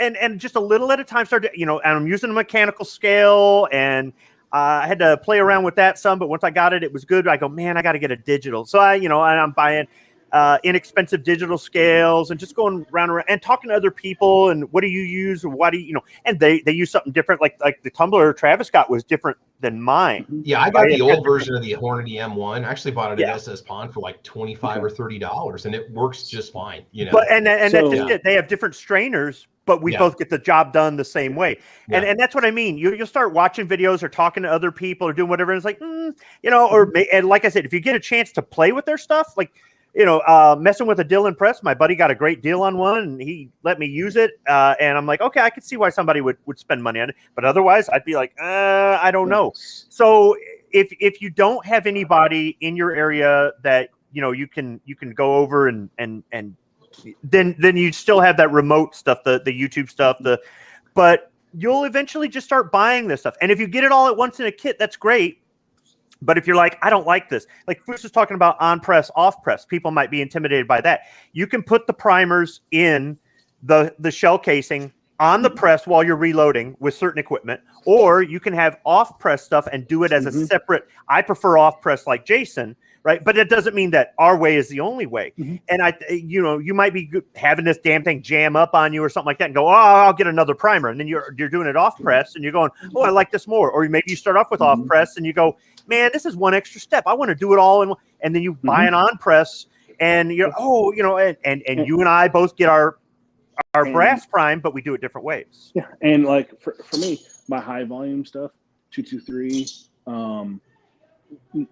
9, all that stuff, I do on press, but my through weight and stuff like that, I do off. And they just call my name. My truck's ready, so I'll jump back on here in a few. One thing real quick too is some of these companies I know Lee makes when they make a little metal stand that you can bolt your press to. So you have a stand where you can put it up on a countertop and do your pressing without having to drill or mount or do anything like that. So that's an option. For the price of the stand, I basically, for $20 more, I bought an entire tool stand from Harbor Freight, threw a slab of plywood on the top of it. Now I've got everything bolted in. It took a little bit of time to get that set up. And that was one of the reasons why it took me years to get into it, is I got the stuff, then I wanted to educate myself. And then we moved again, and I didn't have a place to set it up. But now, I mean, I've got the bench all ready to go. I got the presses there. I've got a dedicated storage shelf unit, and I've got a shelf just for reloading supplies and stuff. So, except for powders, I don't store that in the garage. Those stay up here with me, and primers. But, and like I've said this before, and I'll say it again, it's kind of cliched, but it is a marathon. It's not a sprint, okay? So don't go into it. I mean, you can figure it out in a weekend and press out whatever your heart's content. But, the idea is to learn how to do it the right way. Make sure that you're paying attention to the lengths of your rounds. Invest in a good set of calipers. You don't have to be expensive. I mean, like I said, I've got the Hornady ones squib that you gave me, but any decent caliper will work well for you. I do recommend getting a digital scale because that'll save some time. If you get that Rcbs kit, that already comes with the digital scale. And the big difference in the price I'm seeing with that Rcbs kit versus the Lee kit, it's almost twice as much, if not 3 times more. The Rcbs, your powder drop is it's cast or it's steel versus plastic. It looks like the hardware is a little bit higher quality, maybe than what comes with the Lee kit, or a little more robust in the build. But I mean, if I was going to do it again, I'd probably go the Rcbs route, although my Lee kit is just fine. And Jason, you said it yourself, the Lee stuff works good, right? I mean, the dies that I use are Lee, and Foose hooked me up with a set of 9mm carbide dies, and those were great. I mean, I've done 300-400 rounds with them and no issues so far. So, let me show you. Let me get my camera to work here. I want to show you something I came across for the people that's already reloading. You might want to get yourself one. I think it's pretty cool. Travis, so now do you kind of point remember out what some you of those paid? little things. You're going to find yourself getting all these little doodads and gadgets and stuff that, Travis, do you remember what you paid for that workbench from Harbor Freight? $80, and I think I had a 20% off coupon.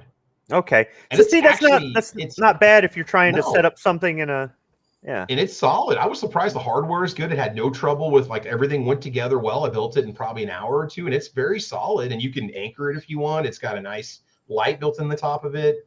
Nice Strike has the exact same one. I threw a sheet of plywood over the top and just screwed it down to the wood fiber top that comes with it. So sorry, Jason, go ahead, bud. Yeah. Oh, well, a bullet tray. Okay. I find that like the hard plastic bins are just not comfortable for me. So I found these silicone. This is soft silicone right here. And well, if I can get it in there, see they're flat. So those pop down into like a bowl. Yeah. Yeah. But then you can tilt them. See, just pop one end, one side. Okay. Makes a great little bullet tray. That's 230 grain 45s right there. And it's just, this is very soft. It's on the hands. It's very soft. I bought a couple of these at Tractor Supply for $5. But then I went to Amazon. Let me grab the box here. And I found these. It's backwards, called Easy Red. But you get a 3-pack kit, and I got green for my RCBS. Hey, there you go. Got orange for your lineman. Hey, look at that. This is intentional. Got your red for the Lee. You got a blue. If you're a Dylan guy, $20 you get the 3 of them. In the Easy Red brand, it's a little better quality than the $5 one. It just feels a little thicker, but man, these are super soft. There's a magnet on the bottom. This is a parts tray. You can stick it on something, stick it on the side of the toolbox. But I just found they made a nice little bullet tray because I don't like getting it out of the box. It's just too small for my hands. Like I said, the hard plastic ones, you're rubbing on it all the time. And just one of the things I was reaching for too much and too elevated and stuff was the bullets. I feel a little arthritis and, tendonitis in my stuff. I have a problem with my fingers. I just really like this. Soft, completely soft everywhere. Folds up, folds down. It works great. $20 for 3 of them on Amazon. Once you get into reloading, you start to figure out what you like, what you don't like, and then you start repurposing other things like this parts bin for bullets. You're like, oh, I need this. Oh, there's something else that's not firearms related that I could use for it, and it's a heck of a lot cheaper doing the non-firearms related than going to your specialty firearm stuff and buying the same thing. Yeah, you can buy the little bins, little red acro bins on the Hornady website for their price, or you can buy them at Harbor Freight or some other place for the regular price. Yeah. I repurposed a plastic container that had fresh mushrooms in it. You go into the produce section and it's just a thin plastic rectangular with stretch wrap over the top and then the label. Well, after we took the mushrooms out to make dinner, I just washed it, dried it, and I've got shell casings in there. It's the same thing, yeah. Yep. Look at all the coffee cans on my reload benches in my videos. I take these coffee cans, I rinse them out, I let them dry, and I put labels on them, and I put the brass in there or what have you. And it's a poor man's storage system until I invest more money into a really nice backing plate with hooks on it and get some nice acro bins and stuff like that. Because at one point I do want to make it look more professional, more like at work, right? But for right now, those coffee cans are great. Now, when I go to throw them away, I'm going to fill the trash can that weekend. Coffee cans are great. Another storage bin for brass, 5-gallon buckets. For a couple bucks, 5-gallon buckets. Go to Lowe's, go to Home Depot. Or if you work at a place that does industrial work or something like that, go to the maintenance department. Ask them, hey, if you guys are going to throw away any buckets, Can I have them? They'll give them away because now they ain't got to haul them out to the dumpster. I brought home 2 buckets that we had machine oil in. We got, what did we get? 45 gallons of, so 9 buckets of machine oil in. And I took a couple home and 2 of the other guys took a couple home and the rest of them were repurposing to use in the shop for buckets. So sometimes you can get stuff for free from work. My reload bench is a server table. They were going to throw away at work. This thing is heavy duty steel. It's got 3 levels. It is really strong.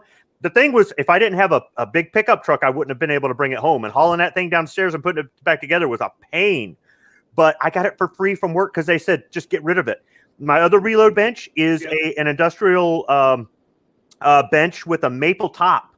They said, just get it out of here. There's nothing wrong with it. It's scratched up or whatever. They painted it and eventually it got scratched up and whatnot. There was absolutely, and I brought it home. So you may find stuff, from work, or you've got a neighbor that wants to get rid of something, or an in-law that wants to get rid of something. They're cleaning out their garage, and you're like, I can reuse that. Here's what I bought, but I did not pay $109. Just give you guys a heads up. So, go ahead. A while back, an ex of mine wanted me to put a washer and dryer up on pedestals because it was a front load. She wanted me to put it up on pedestal and to where you could put laundry baskets underneath. Well, whenever I kicked her butt out, I no longer need that because I had top load washers. So I had this and I repurposed that. I split it up. I got some 4x4s for legs, and that's my bench. So you could repurpose stuff within your own house as well that you got replacements of or something like that. Like you get a brand new table. Your table is probably pretty, could hold stuff. Reuse it. Real quick, Nebraska Gun Freak, and I didn't even know this. Frankfurt Arsenal has their own presses. I was just showing one off a little while ago. It looks like they're MSRP 344. I don't know what they are on the card. I didn't want to mess with it at Midway. Maybe 275, but they've got looks like a pretty dang solid press that they offer. They've got, a variety of different scales. They make a lot of neat little tools and stuff. And you'll start to find these. You'll find yourself going to like your little sporting goods store, local sporting goods store, picking up all these little things that you're going to need, like, like a primer pocket cleaner or whatever, like a gauge check for your shells to make sure that they're within the correct tolerances. There's all these little things I've been picking up. And it seems like every time I go to sporting goods store, I'll just pick up like an empty ammo box. Believe it or not, they sold out of 9mm ammo boxes this summer. I'm like, oh my God, when is this going to end? This whole 9mm run on everything, like no brass, no bullets. They sold out of bullets. It was unreal. Are you talking about the MTMs? Oh, just little MTM cases. Yeah, you get, $4 every time I go to the store. I'll pick up one for 308 or 9mm, so I've got them ready to go. So just get, if you get the same size, they stack well. Sometimes they're molded and things like that. But this is Shields has their own brand, but they're probably made by MTM. I have no idea. And one cool thing is that if you have a 3D printer, you can 3D print those. There you go. There's announced. Let's have a 3D print chat next week. So let's start 3D printing our own guns. Okay. So one thing, like if you have a single stage like what Travis has, and you want to do multiple calibers on that, go Lee. I think Hornady has the Collet system, or go Rcbs. You could take the top end out and replace it with a Hornady Collet set. Oh, yeah, the Hornady lock and load. Yeah, I have that on my RCBS rock truck. Yeah, same here. Lee's got one that's like you screw it in, it has a little spring button that you use on the breech lock. Breech lock, yeah. Yeah, the breech lock, so you can just unscrew and take the die out and leave the die as it is so that you have to worry about resetting it every time you want to use it. Yes. So that's the only bad thing is when you switch calibers or switch processes, you're going to be having to pull out your dies. So you got to keep that in mind if you do that. Yeah. Every time, yeah. That Collet system, that one thing is, I think, what saved single stage presses for the masses. It's phenomenal. Yeah, I loved it. As soon as I installed it on mine and it started setting up some dies, it's like the greatest thing ever. And I was worried about. I was worried about, did it hold true? And yeah, you could take it out and pop in a seating die right now, and it'll be perfect. And that makes. Wait. Oh, Foos, you're cutting out, buddy. You size it, and you clean the lube off or whatever. Next thing you do, hand prime or whatever. Okay, I need to seat the bullet. Okay, you do that. then you're like, oh, now I got a crimp. Easy, pop the top end off, put the new top end in, and all of a sudden you're going, and you didn't spend a whole bunch of time. It's a time saver. So if And people don't understand what we're talking about quick change die adapters, right? For the noob, right? Yes. You have a little button you push, you've got this little ring that's going to go around your die. So once you set it, you push a button and you can just unscrew this little ring, and then the die will come out and you can pop it back in with a minor adjustment. You're up and running again. You don't have to worry about retorquing and resetting and checking all your settings and stuff before you start using your dies again. So these manufacturers have manufactured quick remove systems that you can use to pull the dies out, which is, what you use to form your cases and seat your bullets and so on. So what else was I going to talk about? There's something I wanted to say. Now I'm totally having a total mind block here, which is not cool because it was something very pertinent, but it'll come back to me. Keep talking. Yeah, the lock and load system is just a simple twist. The Lee has like a indent. More of a lock. Yeah. They work great. Kind of hard to find. Stuff's out of stock. It took me a while to get just what I got of them. A game changer for my single stage press. Like it really Absolutely, was. It's not like it makes it into a turret, but it's pretty close. It would eliminate your need for a turret press, basically. Like if you were going to go a manual turret and you were just doing pistol or something, this is that lock and load quick change die setup is just a lifesaver, man. It's my view on that setup is that quick change top will keep me from buying a second, third, and fourth single stage press. Because there's some people that are like, oh, I do 308 and only 308. They will have one set up for size decap. They will have another one set up for flare if they flare their into their case. They have another one set up for bullet seat. They have another one set for to crimp. So they'll have a press for each. This callus will help you reduce the amount of space and the amount of money it would take to keep that up.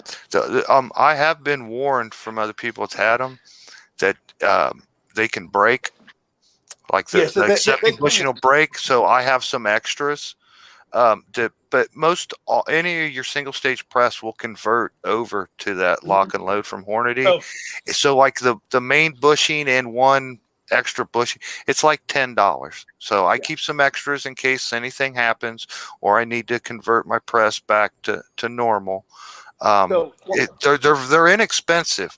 And like they really are nice. They're nice to use. I haven't had any problems with them yet. The only thing I've been warned about is you can crack one, but that would all depend. Yes, like it takes a lot.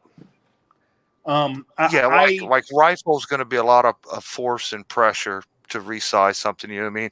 But I look at it for like a little 9mm pistol, 380. It should last a lifetime. I'm not really worried about it cracking. But back in 2012, 2013, 2014 timeframe, I got into swaging, basically making 22 brass into 223 projectiles. And I used my rock chucker with the Hornady Calipers system, and I had no problems with it. And that is forming lead, forming cases, stuff like that. Nice. And I had zero issues. Good comment from William Trader over here. And this is something to think about, right? Because we spend a lot of money and maybe we don't pay attention exactly to how we spend the money. But William Trader says reloading seems expensive to get into, but you can easily get into it for about the price of another gun.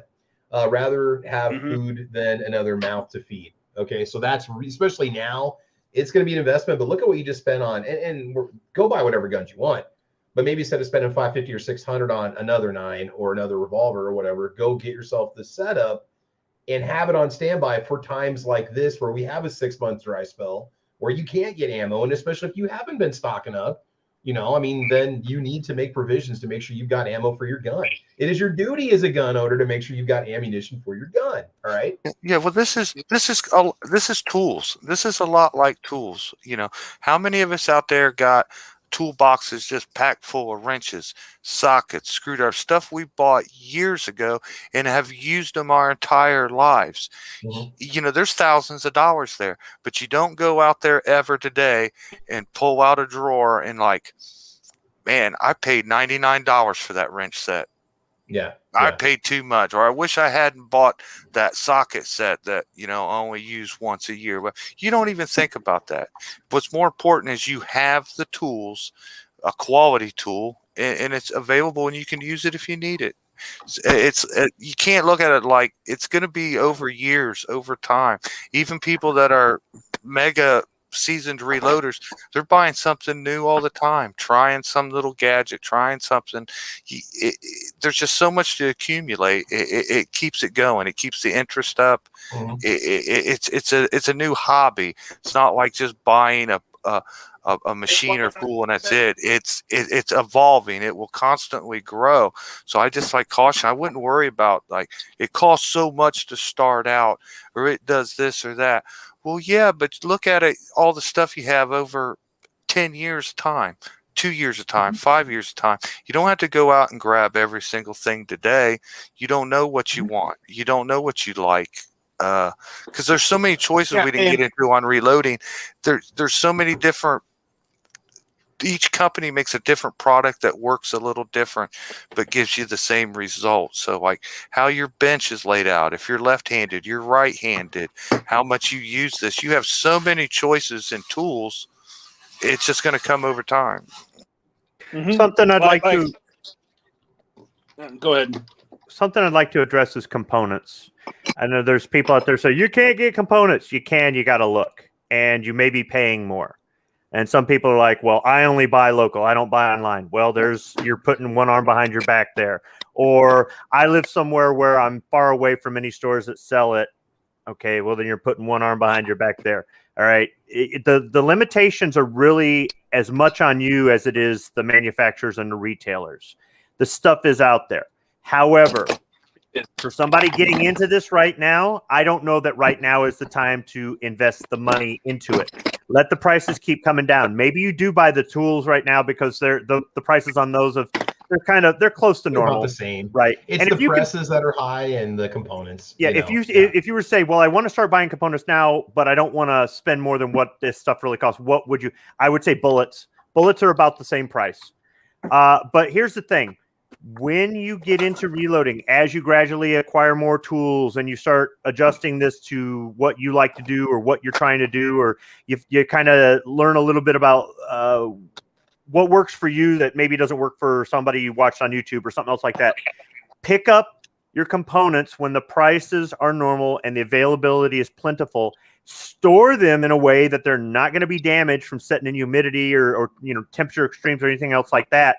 And then when there's a shortage, you've got plenty of stuff and you don't have to go out and spend a ton.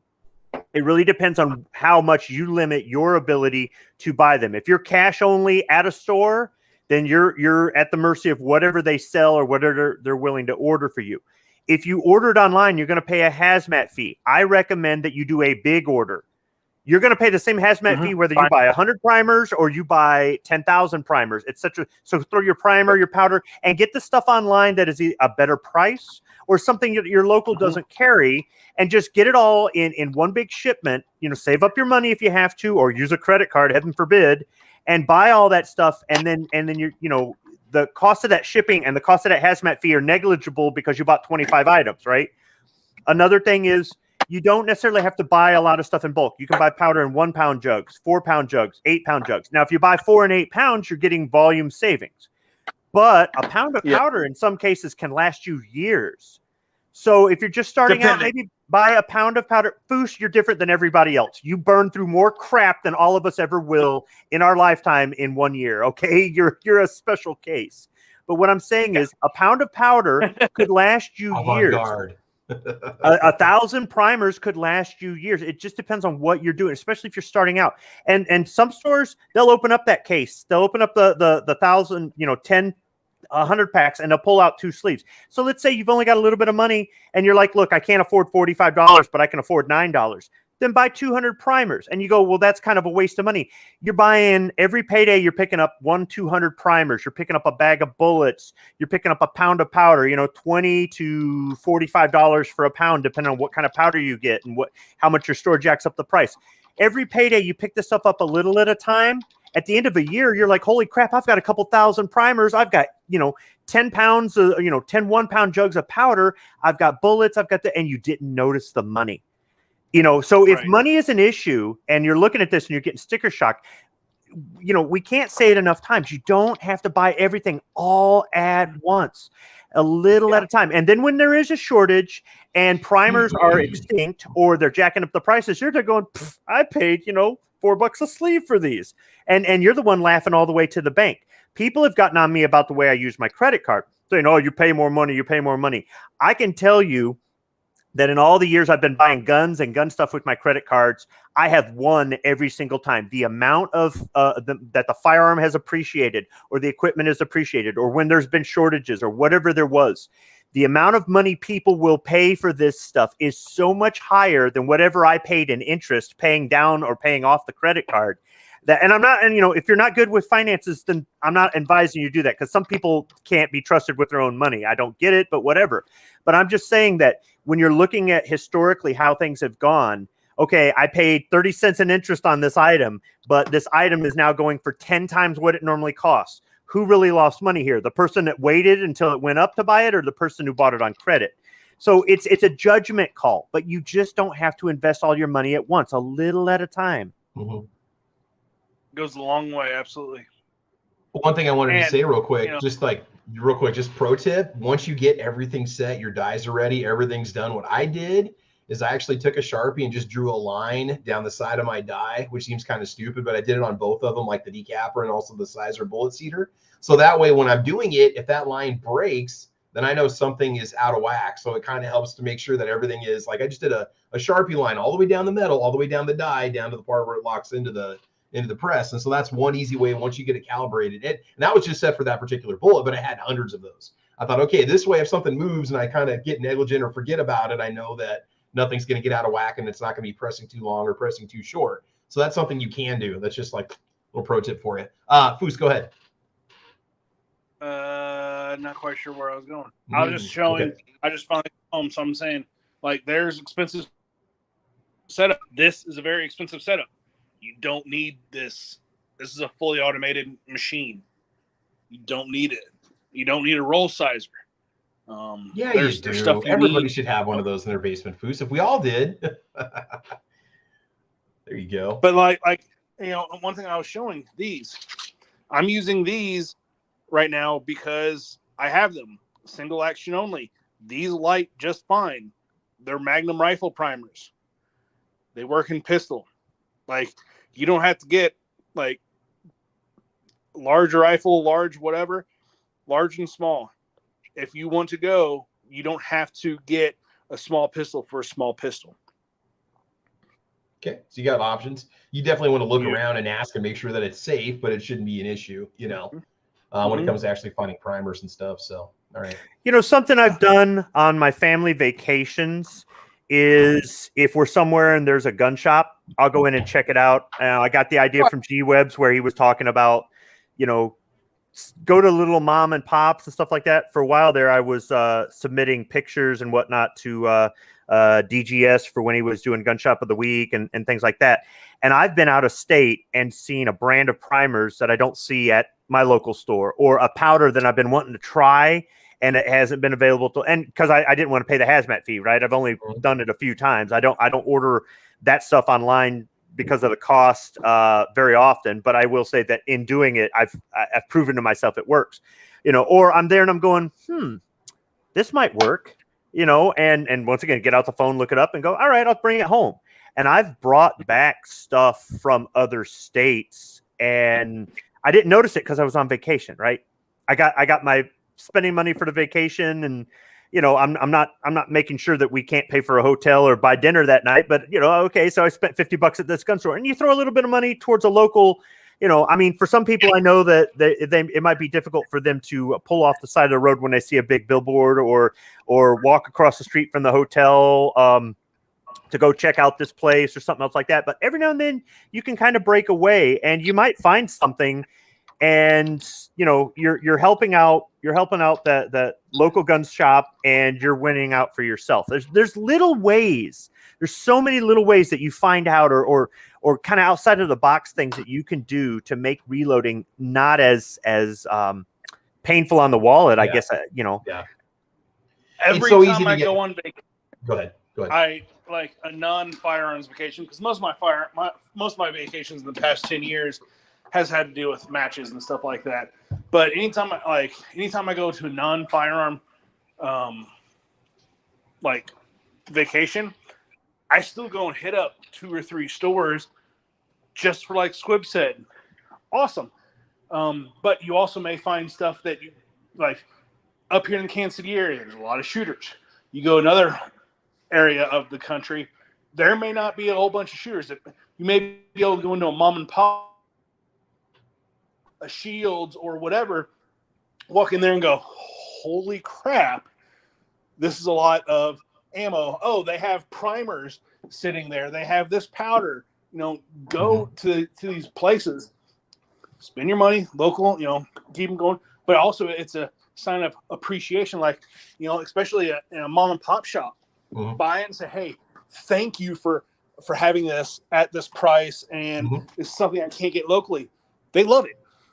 And we're all in this gun hobby as, to help each other. One thing that when we were talking about presses, your first press will not be your last press, but don't just throw away your press. Because, like, let's say, if I had a turret press whenever Travis came down here, I probably would have given it to him for like $50 or something like that. Like something, a stupid, ridiculous price, because I'm not using it anymore, but I'm helping a buddy get into the reloading. That's awesome. That just feels amazing. And then he will do it. And then once he upgrades, he'll sit there and send that press on to a new home as well. So if we keep doing that, we get more people into this hobby and lifestyle at a reduced price because you upgrade and you're no longer using that press. Yeah. Like, I like to think of reloading as a meditation activity. my press, my reloading activity, stuff like that, I don't sell them. I pass them on to people that, like, I just won't be putting like a marketplace or, hey, I have this, highest bidder or whatever. I would rather send my stuff off to people that I know would use them. I'm like, hey, if you have any issues, give me a, stuff like that. Because I want people to get into this sport, not just, hey, I'm going to buy this because it's cheap or whatever. I actually want people that will use this stuff. Oh, yeah. And then, once I learn, then I can share that knowledge with other people, and we can do stuff like what we're doing right now, which is having a podcast on how to get into reloading, Yep. Defense Dad, you're so funny. All right, guys. We're going to wrap this up. It's been about 2 hours, and I'm getting anxious to go to the range. I need to go test out the ZBS ammunition that I picked up at the store. We're going to run it through the Ruger Ranch and just see if we can pull off some 1-inch groups with it. Just have a nice, relaxing shooting session out there at the range and just try it. Looks like we might have some rain coming in, which is fine. I got the waterproof camera on standby. So we're going to go ahead and call it. Let's go ahead and let the panel go ahead and put some final plugs in. Like I said, this is a nice, well-rounded chat. I wanted to make sure we covered some of the basics, like where to find the ammo, what to look for, what to expect for costs, the mindset that you need when you go into reloading. Don't just look at the cost, especially if you're just going to get into entry-level stuff. You got to look at what it's going to do for you down the road or how it's going to help you in situations like the ammo shortage that we've been seeing, especially if you haven't been stocking up, which we've been telling you to stock up for years now. But if you haven't been listening to us, kids, all right, now's the time to get into reloading. And you're going to pay, like, I'm just looking at one of these sets. The set that I bought, you're going to pay probably $50 more now than I paid 4 years ago, but at least you can get what you need to get yourself started, get your dies while they're in stock, get yourself some brass and bullets, and then spend some time educating yourself. You're going to find it to be a very interesting hobby. Tons of great videos out there. What is it? Johnny's Reloading Bench on YouTube. Is that the channel? And also go watch Crazy Scotsman. Check out his channel. They have a lot of great reloading chats too that they do, and then get into the reloadingnetwork.com. There's a lot of great information out there, and it's all free, and these people want to share and want to bring you into the hobby. All right. So with that being said, let's go ahead and give some final thoughts here. Foos, anything you want to say before we go? Get into it. Don't.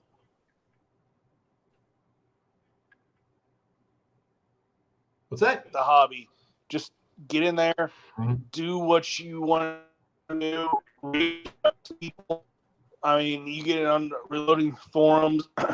Go hang out at wherever you buy the stuff. If it's a mom and pop shop, there's ways to learn. And once you do learn and know how to reload, don't stop learning. There's stuff I've learned just this year about reloading. I'm like, oh, that's awesome. It doesn't do, I don't use it for my reloading stuff, but for other styles of reloading, it's absolutely necessity.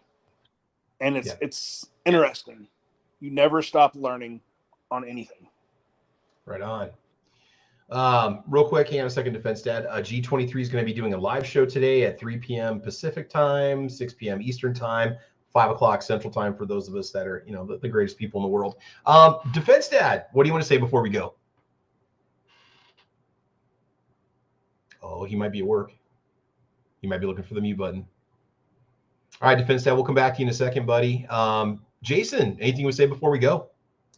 Yeah, man, great conversation, man. Thanks for the invite on it. And I want to leave some free advice to the people just starting. Go to the major websites for the products: Rcbs, Lee, Redding, Lyman.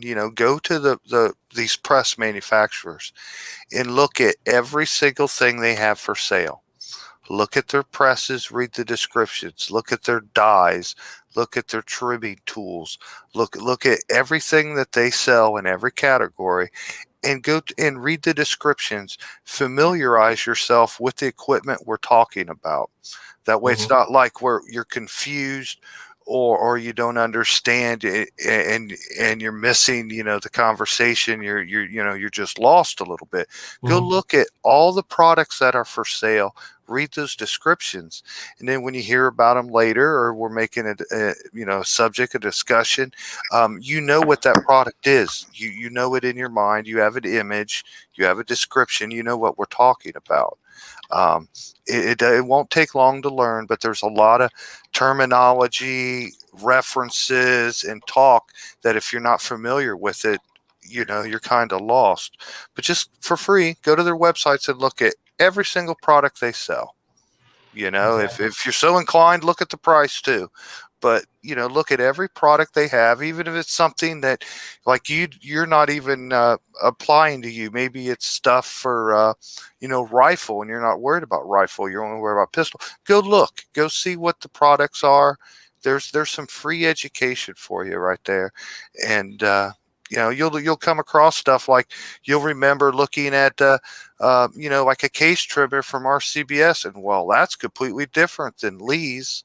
And you'll just see, just read descriptions, look at pictures, kill a little time, But once again, thanks for having me. It's good to talk to everybody.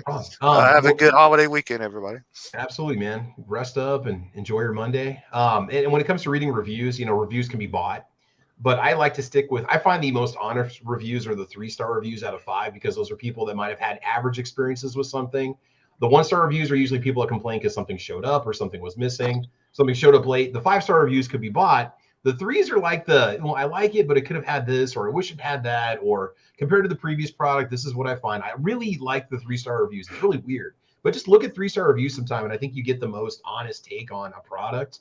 Unless somebody's just negative about it and they thought, well, it works, but I'll give it 3. But a lot of times that's kind of my situation. All right, and Squibload, what do you want to say, man? Anything in closing, Squibby? I should have had the mute button ready. Okay. Yeah, reloading isn't for everybody.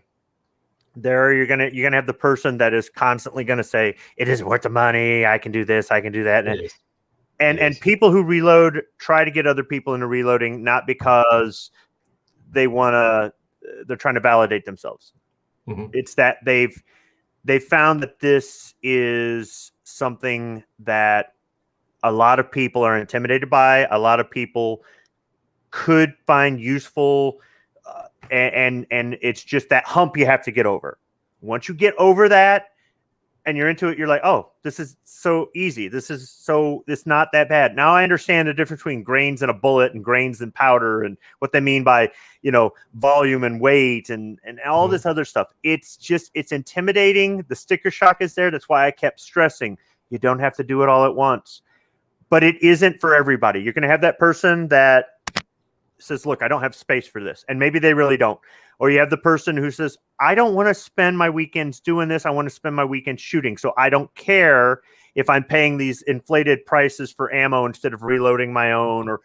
And that's your choice. So if reloaders just seem to be really zealous, unlike other things in life, they're really not looking for validation. There's plenty of people out there that push their stuff because they just, that's all they're looking for. This is really we didn't know until we knew. And we're just trying to encourage people to get past those initial fears or initial concerns or initial hindrances. Absolutely, man. Last but not least, okay, fellow Nebraskan. Sorry. Oh, no, sometimes, it's what's your time worth? If your time is worth, you're like, okay, what could I spend an hour reloading, or should I spend an hour doing something else? You have to figure out what your time is worth and how much could it take you. Like, if I spend an hour reloading 1,000 rounds, buy it, because the offset of cost, I could be doing else, either fulfill self-fulfillment, doing something else, friends, family, whatever, or you actually like white gig that makes you more than the offset of cost. So it's up to you a lot. Yep, this is true. All right, Defense Dad, anything you want to say before we go? Oh, thanks for having me. I think I learned enough to be dangerous. There you go. Or do a little damage to the credit card, right? There you go. All right, man. Cool. Glad to have you here, guys. Make sure you check out Defense Dad's channel. God, I hope I don't miss anything here. Again, shout out to SS Pawn for sponsoring today's episode. Give them a call. They're located off the Interstate 80 exit just inside Lexington, Nebraska, middle part of Nebraska, right off the interstate. Also, rndldisplays.com. It is the premier supplier of the finest gun displays in the world. So make sure you check out rndldisplays.com. They are great. They make some really cool AR-15 displays that you can sit down or also mount up on the wall. Check them out, rndldisplays.com. And finally, a little shout out to everybody that stuck with us through the trials and tribulations of the Ammo Chat 2021 Reloading Chat. We had Jason Stewart, G23, JH586, Ozzy Orsborn out there. Men of Tupperware's in the house. William Trader chatting with me too out there. Let's see, Storm and Norman Gunworks checking in from the West Coast. He's out there. Storm and Norman, good morning, buddy. Gun Loving Grandpa's watching. Firefighter 09100 with us today.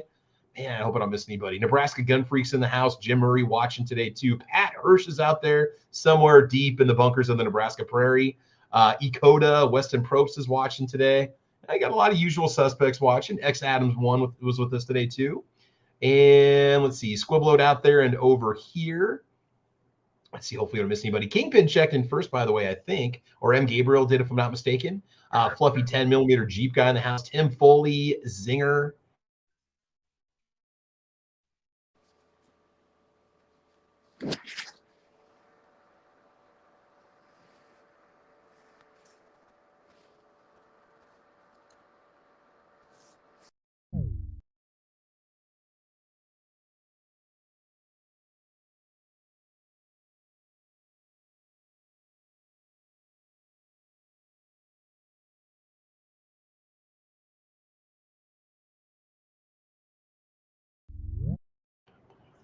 Not cool. You guys still with me?